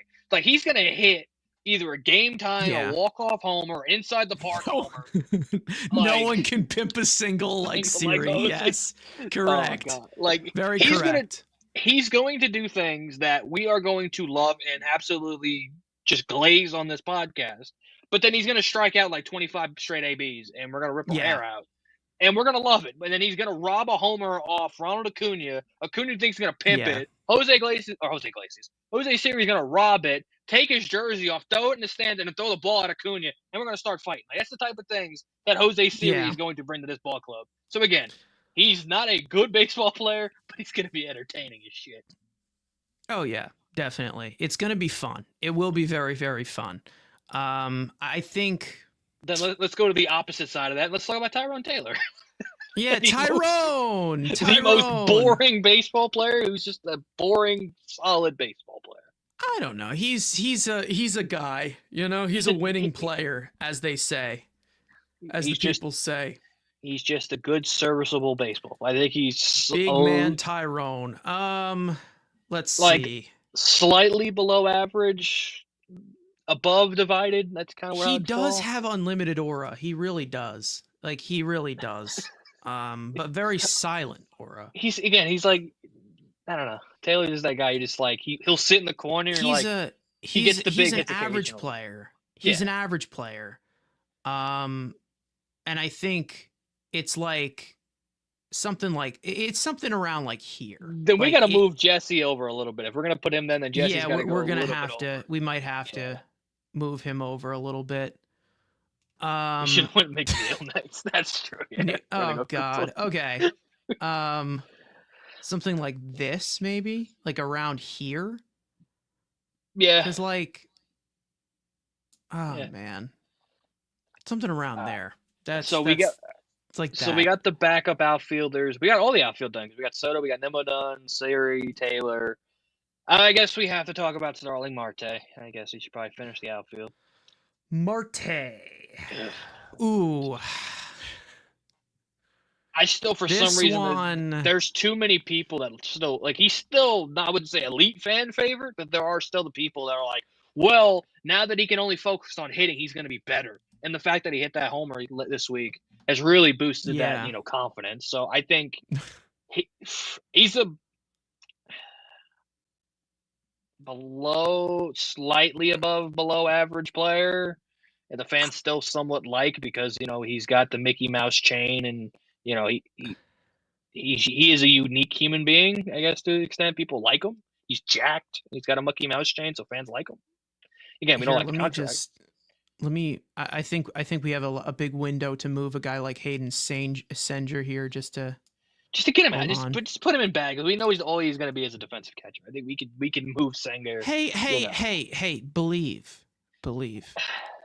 Believe in the Senger dog. Believe in Whole Food. The power of Whole Foods will light him down the line. That will be the first rally cry of the year. Don't worry. There's gonna be a Whole Food fucking jacket. Something like that. I think. Okay. Marte. I don't know. Fans seem to like him. I guess. There are a decent amount of fans that like him. Where's Joely Rodriguez when you need him? Yeah. All right, so the outfield is done. Starting Martes. DHs are done. Catchers are... Anyway, we didn't do Alvarez. Okay. We didn't do Alvarez. We did all the catchers except Alvarez. Alvarez. Oh, let's talk about him. Marte is feeling better. Move him towards the yellow and green. I I don't know. I don't know what to expect. Like, can he be on the field? That's my like. To be honest, his ability is not something that really spooks me the most. It's his health that spooks me the most. Like We that. went from McDonald's to Whole Foods. We went from McDonald's. Yeah. Well, it's the cheapest to the most expensive, right there. Yeah. There you go. Yeah. Well, I think. I don't know. I think we could move. I don't know. Marte is feeling better. Okay. Yeah, it's just I don't know what he can give you. Like I just don't. Like can he actually give me 80 games this year? Like Yeah. I don't know. I just don't know. And also, again, I guess you want to piggyback to what we said before. I mean, we got fans wanting Canario on the roster over him. So maybe there is, again, Yeah. there's that mixture from the fan base. We got to take everything into account. Do we enter Clay Holmes? I was let's get Alvarez. Let's get all the bats finished, and then we can. I want to do Clay Holmes first, though. Okay. I want to enter Clay Holmes because don't interrupt Clay the flow. Day. Okay. It's Clay Day. Anyways, Clay Holmes, Clay Day. Clay. Well, as a reliever, he would have been in the red. If you ask Yankee fans, he's in the red. But we don't talk about that. Matt, don't you dare! Don't. Okay. Don't do that. Okay. Don't do that. Oh, Clay God, Holmes, top right. Oh, God. Yeah, Clay Holmes. I'm going to look at him as divided because we don't know. We don't know what he is, and we don't know, but I still would put him above the above average line. We don't know what he's going to do, right? So and I guess, we don't know how it's going to pan out. Yeah, and you have the floor of worst case if the starter doesn't work. He's an expensive reliever. Yeah, he's an expensive reliever. So you do have at least that floor where, like, okay, if he can't go longer, let's say he goes long and the velocity dips, and at the end, which again maybe the best situation is, let's say they add a start at the deadline, down the stretch you can turn him back into a high leverage arm and save some innings. So again, the fact that you still have the high floor of, if it doesn't work as a starter, you can get a high leverage arm out of it. Yes, it's making a little more money than you want, but again, I'd still say you get above average just because you have that high floor. All right, interesting. Okay, now, Frank's not here to defend him, so do we just do this? Yes, and no context needed. We'll just post it like that. All right. I think he's an above average catcher. I think fans like him. I think he's above the average line. I mean, the hitting, we've seen it. We've seen the hitting in streaks. The defense, the blocking's not great. He can't throw me out. The arm is not particularly well. The framing's good. I don't know. We haven't seen much. We also have the injuries that have plagued him these last few years. And if he's worse than Austin Wells, is he really above average? That's an average looking catcher right there. Come on. Austin Wells got a mustache though. He do got a mustache. You don't understand. He's got more. You don't understand. Come on. Okay, something like this maybe. Again, the fans do like him. Yeah, fans love him because of the prospect pedigree, and again, he did have a clutch moment. The fans, do hold on to in last year's run, so you do have that, and being that top prospect, I think again we give him the benefit of the fans give him the benefit of doubt because he's only 22. Adley, didn't come up until he was 24, and yada yada yada. So I do think fans love him. I just think we need to see more consistency from putting him in a really good spot. Okay. Well, I don't know. I would have said this, and I still believe this.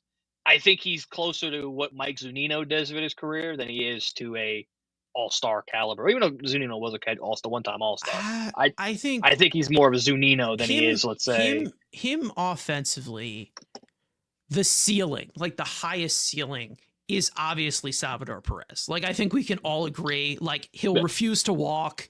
He's gonna do a decent amount of chasing, but we know that if he does make contact, it's gonna be loud contact. Yeah. Defensively, it's like I don't know. There's aspects of his game that need to get better. Like I know that there have to, but hopefully we can see him on the field. To be honest, the guy hasn't been able to catch a break yet. Like he really hasn't. And the fact that he's had multiple hand injuries can zap that offensive production too, because this is not just one hand injury. This is a second hand injury that, the power, we saw the power go down last year. To have another hand injury, again, he is still stupid young, but there is, some track record of, okay, this is not a great sign yet. Again, he's sky high potential. He can still hit 35. Again, Mike Zunino. No, I think he's talking about. Again, Zunino was a consistent 30 homer guy. Was good defensively. Like, if you're telling me that's what I get out of Francisco Alvarez, I am fine. But again, I need to see that consistently. Yeah. At least playing on the field. All right. You want results, man? Okay. Drew Smith. Where do we put Drew Smith? Okay, we found somebody worse than Paul Blackburn. Cool. Put him all the way in that bottom left corner and move on, please. I don't know. He has a good ERA as a No, he never had. No. Jason, he gave up a home run at Jason Castro. I will never. Dude, we are going to get roasted. All the way in the bottom. All the way. Keep going. Keep all the way. Move on. We need some engagement farming. Come on.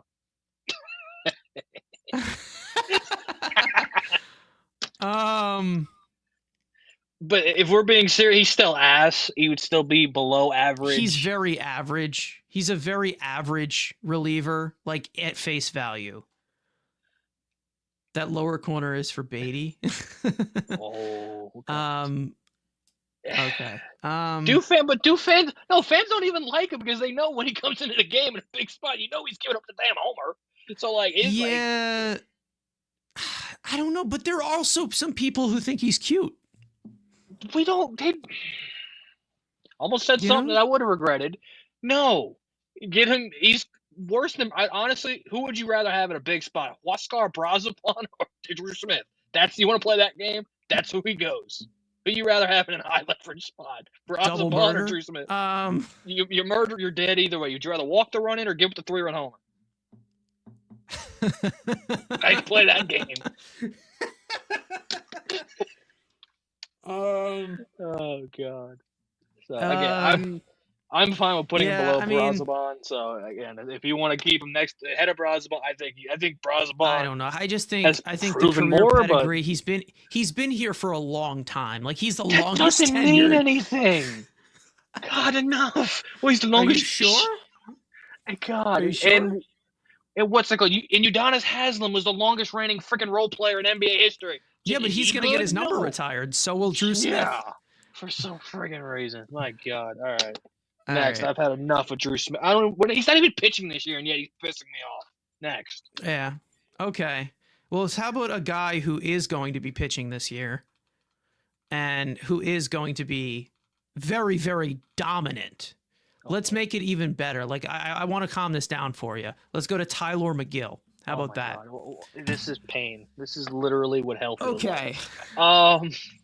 Fans fucking hate him. Do they? His mom is still sweet on Twitter. She's a nice person. No, his mom's great. Julie McGill's great. Is amazing, yes. Yeah, she's great. I'm pretty sure she still follows me on Twitter, so thumbs up to her. And it's sad, and it just proves the point that, we have the worst brother because the one in Milwaukee literally might be a top 15 reliever overall in baseball. Trevor McGill's really good. Yeah. And Tyler is just... How about something like this? Like this? I'd put him I'll be nice and put him a little more closer to average, but still below average. About right there is probably where I'd put him. Again, that. Yeah. Again, maybe this is the year he makes the adjustments, and there you go. And now he's good, and maybe he could be at least a reliable arm. All right. Well, I think once he does blossom into the next DeGrom this year, McGill lower red quarter. Listen, I think McGill is a arm that can exist in this world, but I don't know. I still know fans that do still think he's got potentially. Again, I guess. love Gary said this with David. This is Tyler McGill's fourth straight season looking on the outside looking in, and will still Yeah, find a because way we to have an pitch injury every single. the Yeah, first we have time an through the injury. rotation. Oh, Yeah, we have an injury every oh. single time. Yeah. Yep. All Huh. right, can we get back to Okay. actual good people? We have a good roster, and we're looking on Okay. the bottom of You the want barrel. good people? All right. Jeff McNeil. Jesus, I'm in literal hell. All right. I have to talk. I've had to make Listen. comments about Tyler McGill, Drew Smith, and now Jeff McNeil in a constant next. Hey, we're just rolling with the punches here, buddy. We're rolling The with the punches punches. or Okay. the straight bullets to the kidneys. We're just rolling with the punches. Okay. Why isn't he in a I McDonald's? think we're at a point where it's this. What was his WRC Because plus? like last year? I think he is at this current moment an average player. Like the defense has regressed a bit. Hey, Rano. The defense has regressed a bit. He's still good at it. He can give you value. Okay. I'm saying that in the most serious way. We all know my feelings about him. But there are a more majority of fans that are ready to move on. Like they're like, okay, let's move along with this. But yeah. Just Lee, I don't even want to comment. I've already said too much dumb shit. He is very, very versatile. You know, he has a lot of versatility. So there's nothing better than putting a wounded donkey and moving him around the infield. You know, he's got great versatility. Wounded donkey, wounded squirrel. He's gonna cry because he's not getting his way with the ranking on this chart. Good. Good. All right. But hey, I wish him the best in recovery from his oblique injury. Because the man replacing him right now, let's get to him. Oh God, really? We gotta just the man named Brettedith. Oh God, we're just golf ball size, back to back to back to back. Here we go. Brett Beatty. Okay, what he's shown at the major league level, he belongs in the red. Whether you agree or not, he has not shown you anything. I'd say that fans are very, very divided on him. Like there are some that believe that he still could do something. And then there's some that believe that he's not great because he has not been great. He's 25 years old. This is the year. This is the year. All right. This is the final year, the final chance. Anybody that, you know, if you were to not play well this year and people are still not giving up hope, I would say that at that point, you're in the delusional phase. The defense at third base got better, right? The defense at third base got better, but he's going to be playing second. So we will see. But I'd say it's a very divided group on Brett Beatty. If you want to go to the other youngster, you can go to the other youngster that's also going to play some second base. I guess again, I laugh. I've cried for Nolan Gorman to be on this team, and now I got the Walmart version, so I'm very happy. I guess I got my Walmart version, Nolan Gorman. So let's get to the little person. Okay, the little guy, Luis Angel Acuna. Let's see. Above average tools. Results. Did get results. Results. He had results. Aura. Looks like Ronald Acuna Jr. because he's related to him, if you didn't know.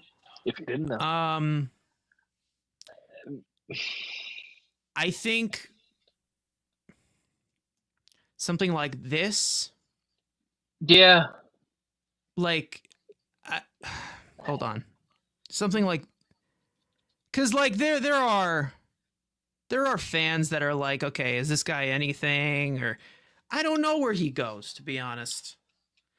half of the center fielder of the future, the other half is in AAA. Just put them together. There you go. You Yeah, get an average, just put them in a trench coat. and you get an average human being. I think maybe something like I don't know, like something like this. Maybe I think again. it's really odd. He did I hit don't know. 300. He did hit 300 in the big leagues, so you got to put him closer to the Yeah. green, you know.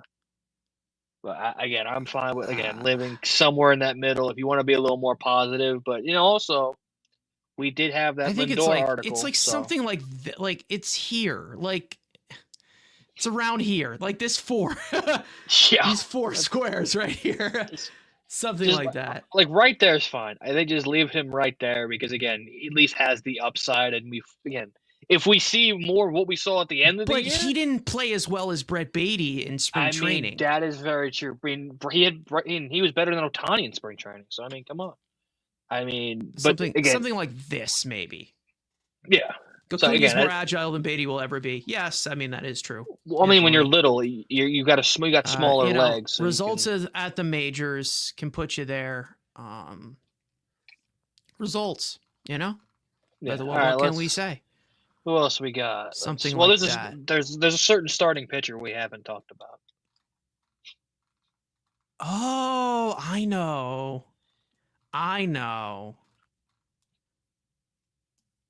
Speaking of Sean Manaea. Okay. Yeah, the Samoan guy. Yeah. Sean. I think I think a lot of fans like him. A lot. Well, I mean, you get there's a lot of fans that like him. Yeah. He did have a great year last year. Something like this, like around here. It's like something around here. Because he's not in the upper echelon here, where above average at his position. If we're talking about it, it's like top 50, right? Above average. Yeah. So he's kind of on that 75 type of thing, and then a lot of fans do like him because he's a very likable guy. Glad to have him back. Hopefully he's healthy. Yeah. Anyways, so again, that's about right for. Do we continue starting pitching? I think we should. We got to finish the rotation. We got to continue starting pitching. Okay, interesting. Very Griffin interesting. Canning. Griffin Canning. Okay, so Griffin Canning.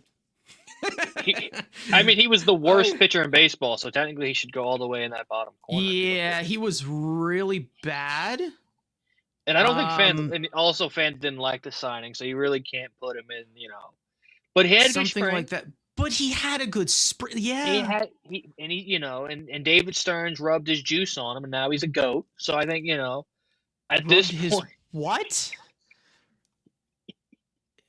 His, spider tack. What do you think? Orange juice. Oh, okay. He's got apple juice, orange juice, lemon juice, What do you think? Pomegranate juice is not pomegranate juice, another goal. That's how he makes all these pitchers good. I think I'm not going higher than below average. I don't care. Yes, I could be, let Stearns in this lab turn him into an average pitcher. Something like this. Yes, I'm not. This, like that. Yeah, around there. If David Stearns turns him into in that lab turns him into a sub 3.5 ERA, I will make a custom David Stearns jersey if he can turn Griffin Canning into, a slightly above average starting pitcher. Which it's possible. All right, so we got to finish the rotation. We know that Reed Garrett has made a few starts for us in spring before, so we got to put him there.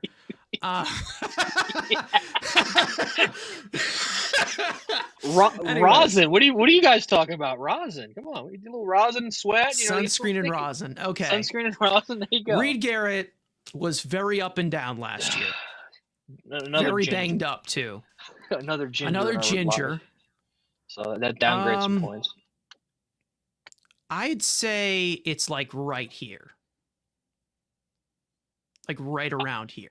I'm a little more against Garrett, so I'd call him closer to average. But again, you don't like Garrett poo? There's I don't know. There's just kind of that stigma with Garrett. Again, I need to. April Garrett, great. He breathes pretty heavy on the mound. He definitely does. That dude does. That dude definitely has sticky stuff when he leaves the outing. Jesus Christ, that guy sweats like everybody. But again, I think again in Something that like area, that. like Yeah. slightly above, like average to a slightly above average pitcher.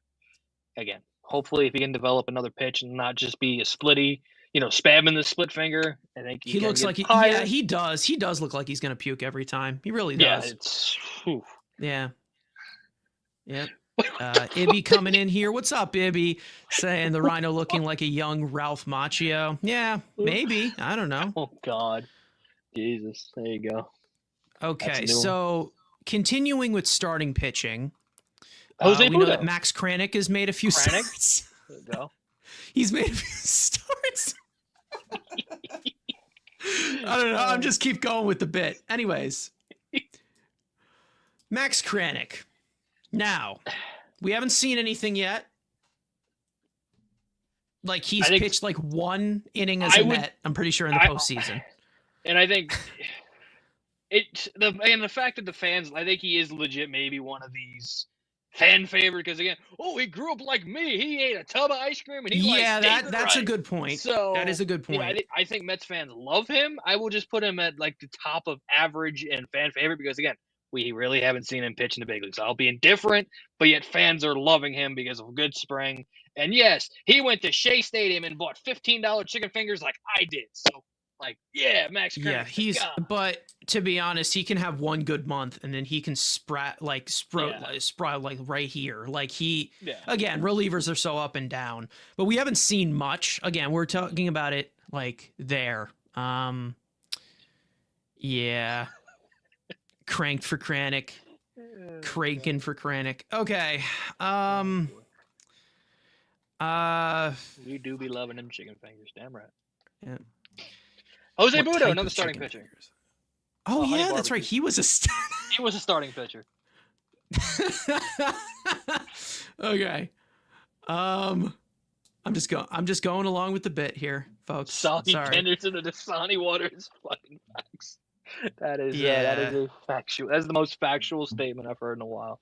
But so let's go with the aura. He does have aura. The butt dog definitely had a great regular season, not a good postseason. So again, yeah, I think fans like him.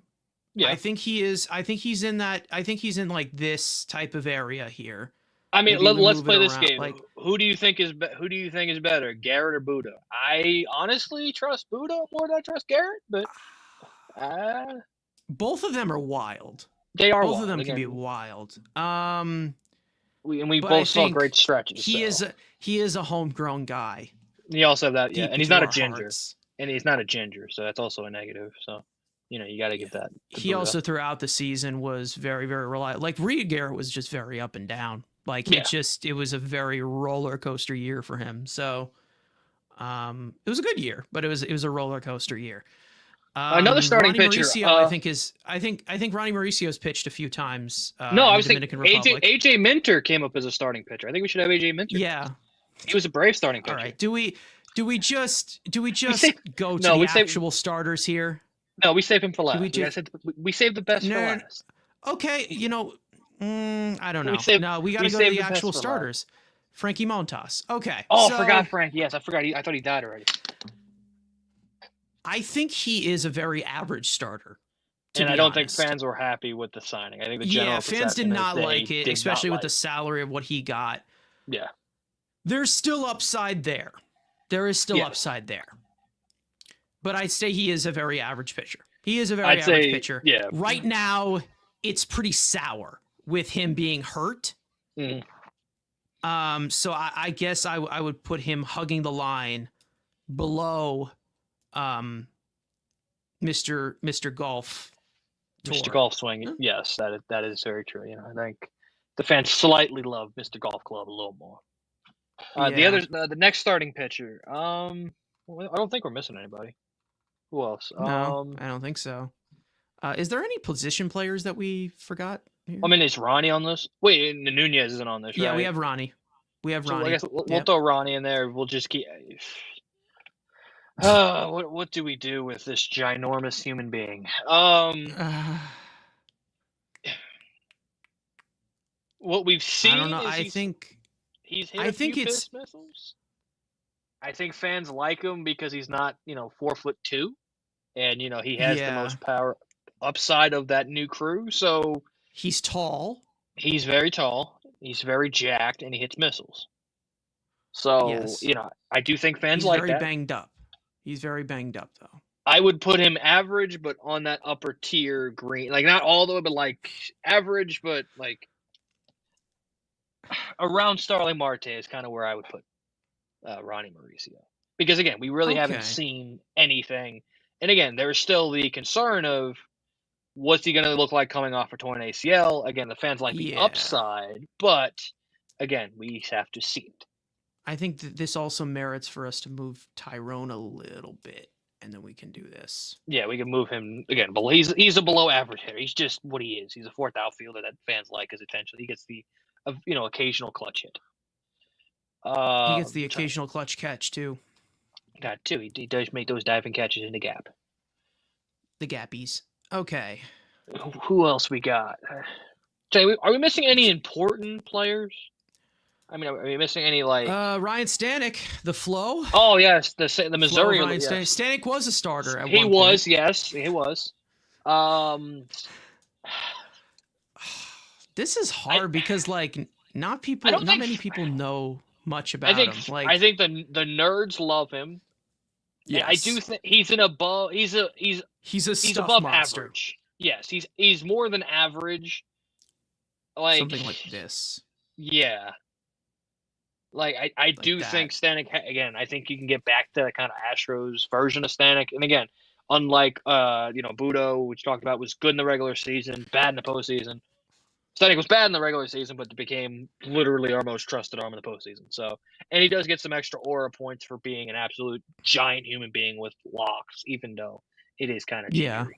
There is some aura points there. But he had a rough start here, but he toned it back for the postseason. He came in for left-handed pitchers. I think that's the category we should go with. AJ Minter. Yeah, above average.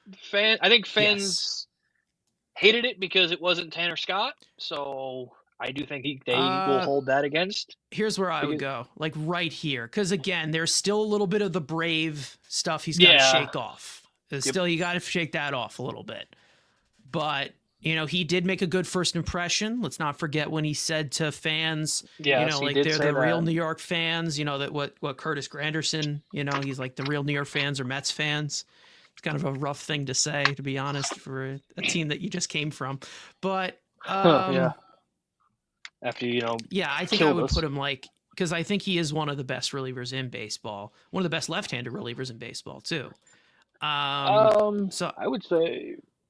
He's one of 5. I mean, I'd take AJ Puck over him. I'd take AJ Fluck. AJ Puck fucks.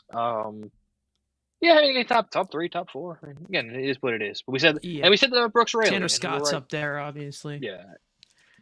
Yeah. Who we didn't get? Sleepy Stearns. Again, another reason fans will hold that. Genesis Cabrera, it also was a starter with the Cardinals at some point in his career. So we got to get. Is Genesis on? I don't even know who's on this. I can't even see. No, he's not. We just have one guy left. All right. What, the National League David wins Peterson. leader? Who's going to lead the National League in wins this year and win the Cy Young? All the way next to Juan Soto. David Peterson. Where's Jared Young? That's true. Where is Jared Young? Not here where he belongs. Fans like him. Dude, I love David Peterson. It's win day. I mean, that's what you want from a pitcher. When you pitch, the team wins. Fans like that. So, it's win day. Remember we said win day was when good pitchers? Literally, our win day is David Peterson. They love hitting for this guy. They love what a world we live in. They love hitting for the guy. I mean, he's a good guy. He's got titanium hips. He's got them, Dominican hips now, and now he's one of the best pitchers in baseball. Gonna finish top 10 in National League Cy Young voting. Gonna lead the National League in wins. Having a sub 3.2 ERA. I think he's better than Brandon Nimmo, to be honest. I think we can put him higher than Nimmo. I think he's the 4th best player on this team. Right here? Right there. Yeah, I think that's about right. The apex? Is he the apex of them all? The apex, better than Juan Soto. Again, when he's a free agent, we're gonna think that Garrett Cole's Is he starting the pitcher. is he the Cale Makar of charts? Oh, dude, we want some Cale Makar charts. Oh, don't get me excited going. Come on. Nathan McKinnon charts? Come on. Um, Jesus. I think we can do something like this. I think he's better than Sean Manaea, but that's just me. Me being an ass. Okay, But let's relax. Something like that, maybe.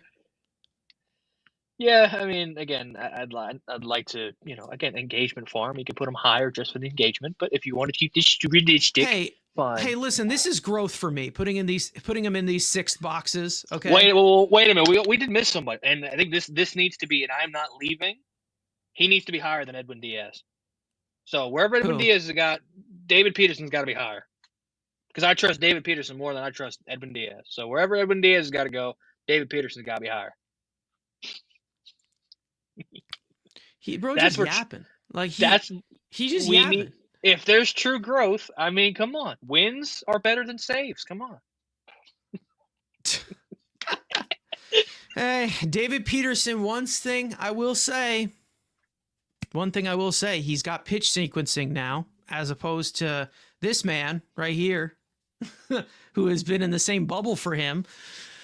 David Peterson had a good year last year. Let's see if he can repeat it. It was a good year. You can't say it wasn't a good year. And we'll see how he built. If he builds onto it, he can. I don't know is there anybody else that we need to add solidarity? Like anybody, like Grimace, does he need to be added? We didn't do Diaz. Diaz isn't on the list. Diaz is there. Diaz is right here. Oh yeah, we did do. Okay, my bad. When did you sneak Diaz? I don't remember doing Diaz. We talked about him for a decent conversation. I'm drunk sometimes. I don't know. I think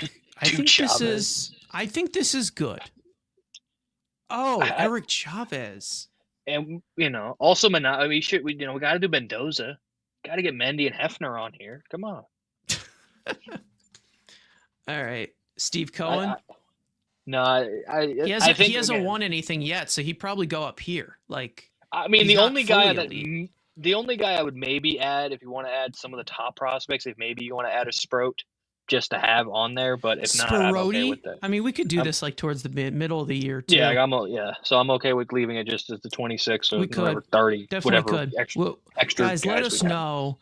For those of you live or on playback, let us know if you want us to do this midway through the season as kind of the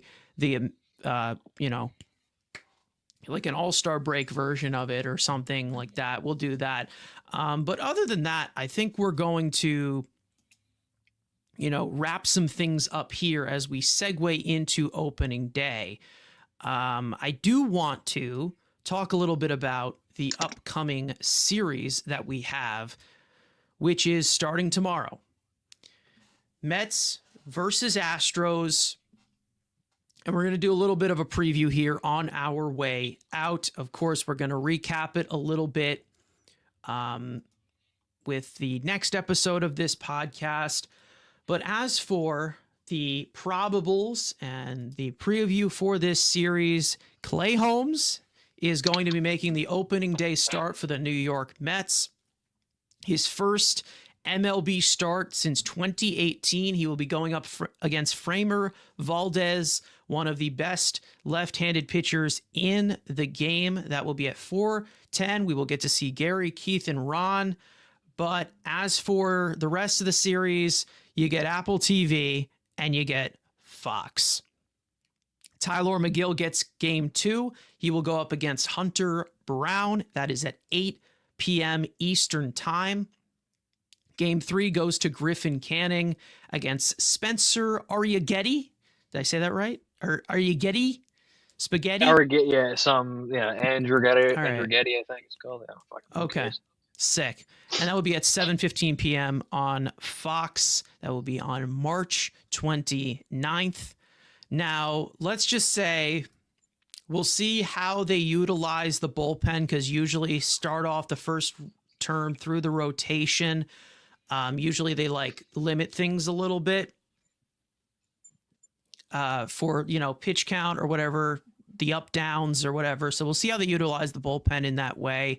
We're going to have to see probably 6 or 7 innings from Clay Holmes, possibly. Because the next day of killing the bullpen and Tyler McGill, it's it could happen. This is one of the best teams with 2 strikes, even though it's a different lineup ish because Tucker and Bregman are gone, but we know that Isaac Paredes is a really disciplined hitter. So I mean, what do you think going into this? Are you overthinking anything? Or is this just let's play some baseball, 0-0, 162 games to be played. Let's do it. Yeah, I think obviously I'm ready to go for games that actually matter.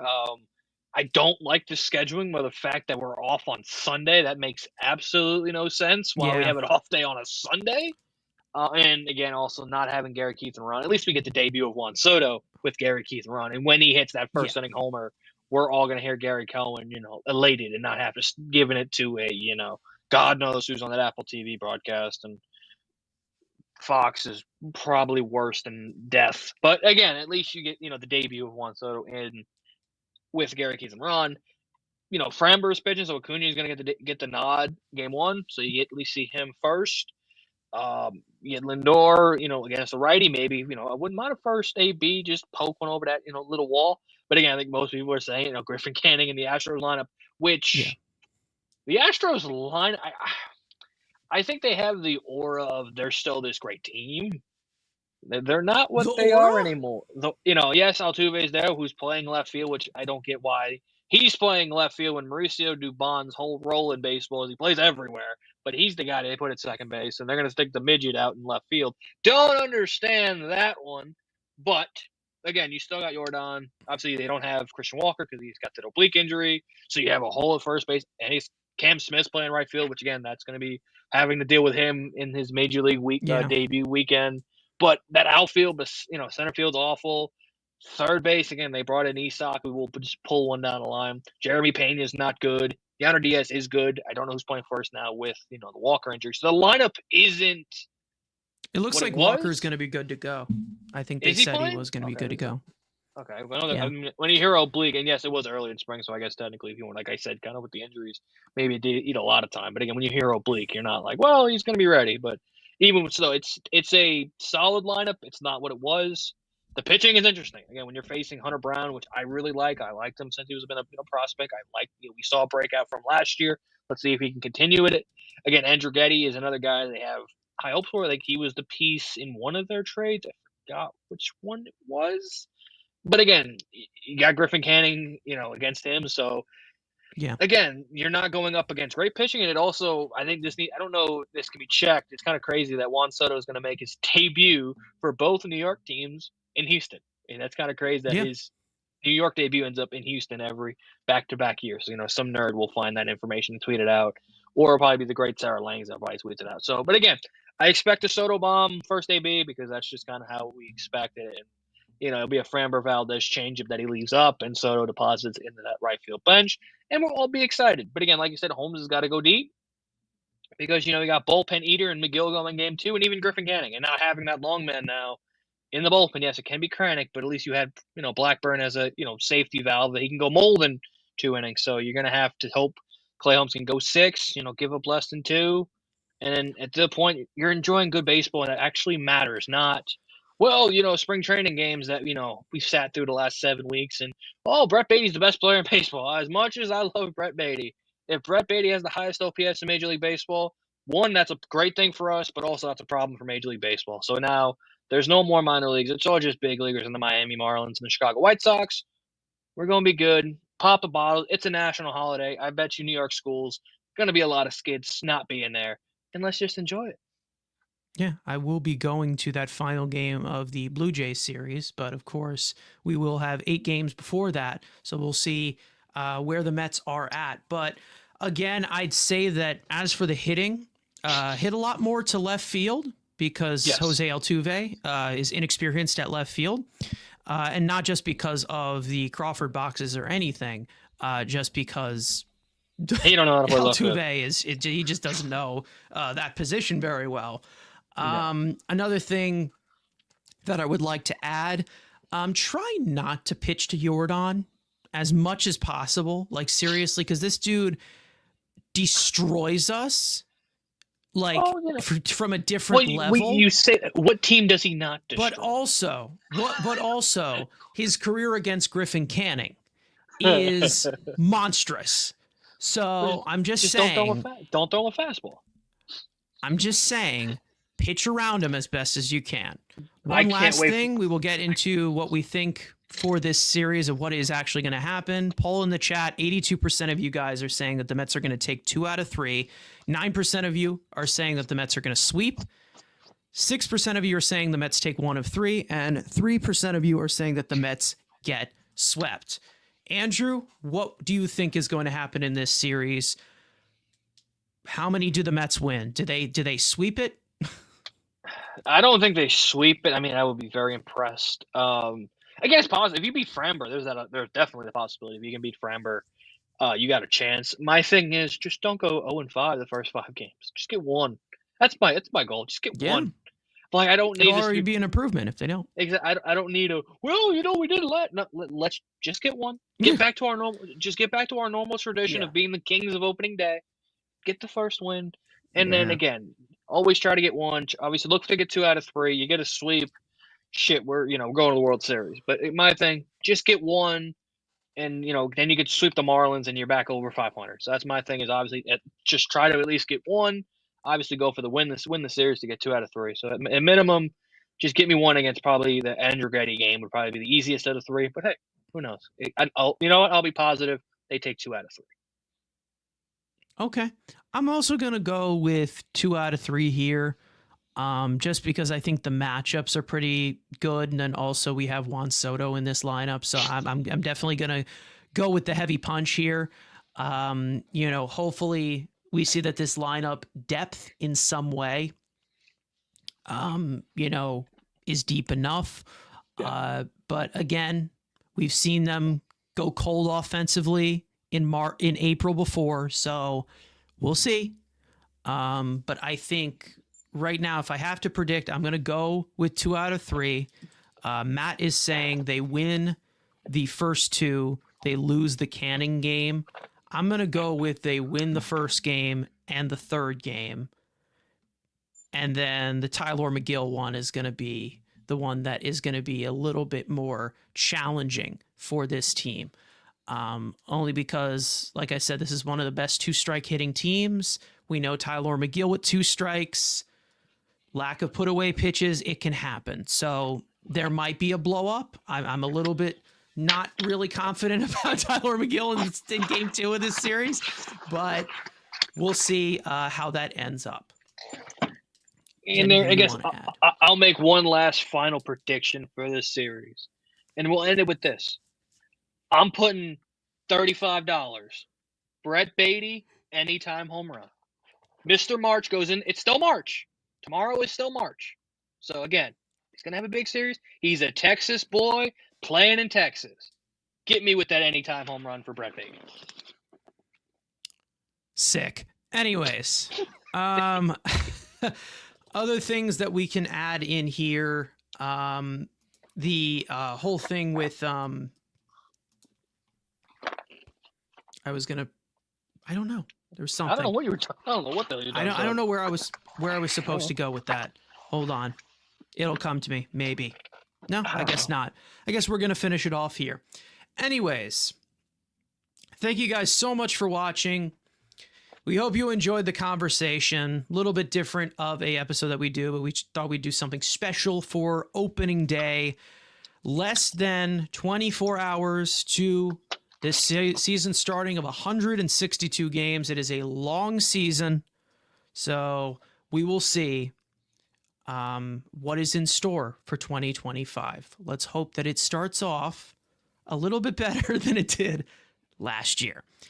Anyways, for those of you watching or listening on playback, you want to join the conversation live in the future, make sure to subscribe to the Mets Weekly YouTube channel, turn on post notifications to not miss when we go live, which is after every single series of games during the regular season. Follow us on X and on TikTok. Follow all of us individually. TikTok will have Frank's post game on there after every single game this regular season. So make sure to stay tuned for that and follow us over there. And of course, the start of a great Mets season, hopefully to come. We've got plenty to be excited about this year for 2025. May it begin, and we will send you guys off to opening day. 4 o'clock Eastern time, Mets versus Astros. Clay Holmes is on the mound against Framber Valdez. This one is in Houston. And that's pretty much it. Last thing I got to say is let's go Mets. And we will see you guys next time.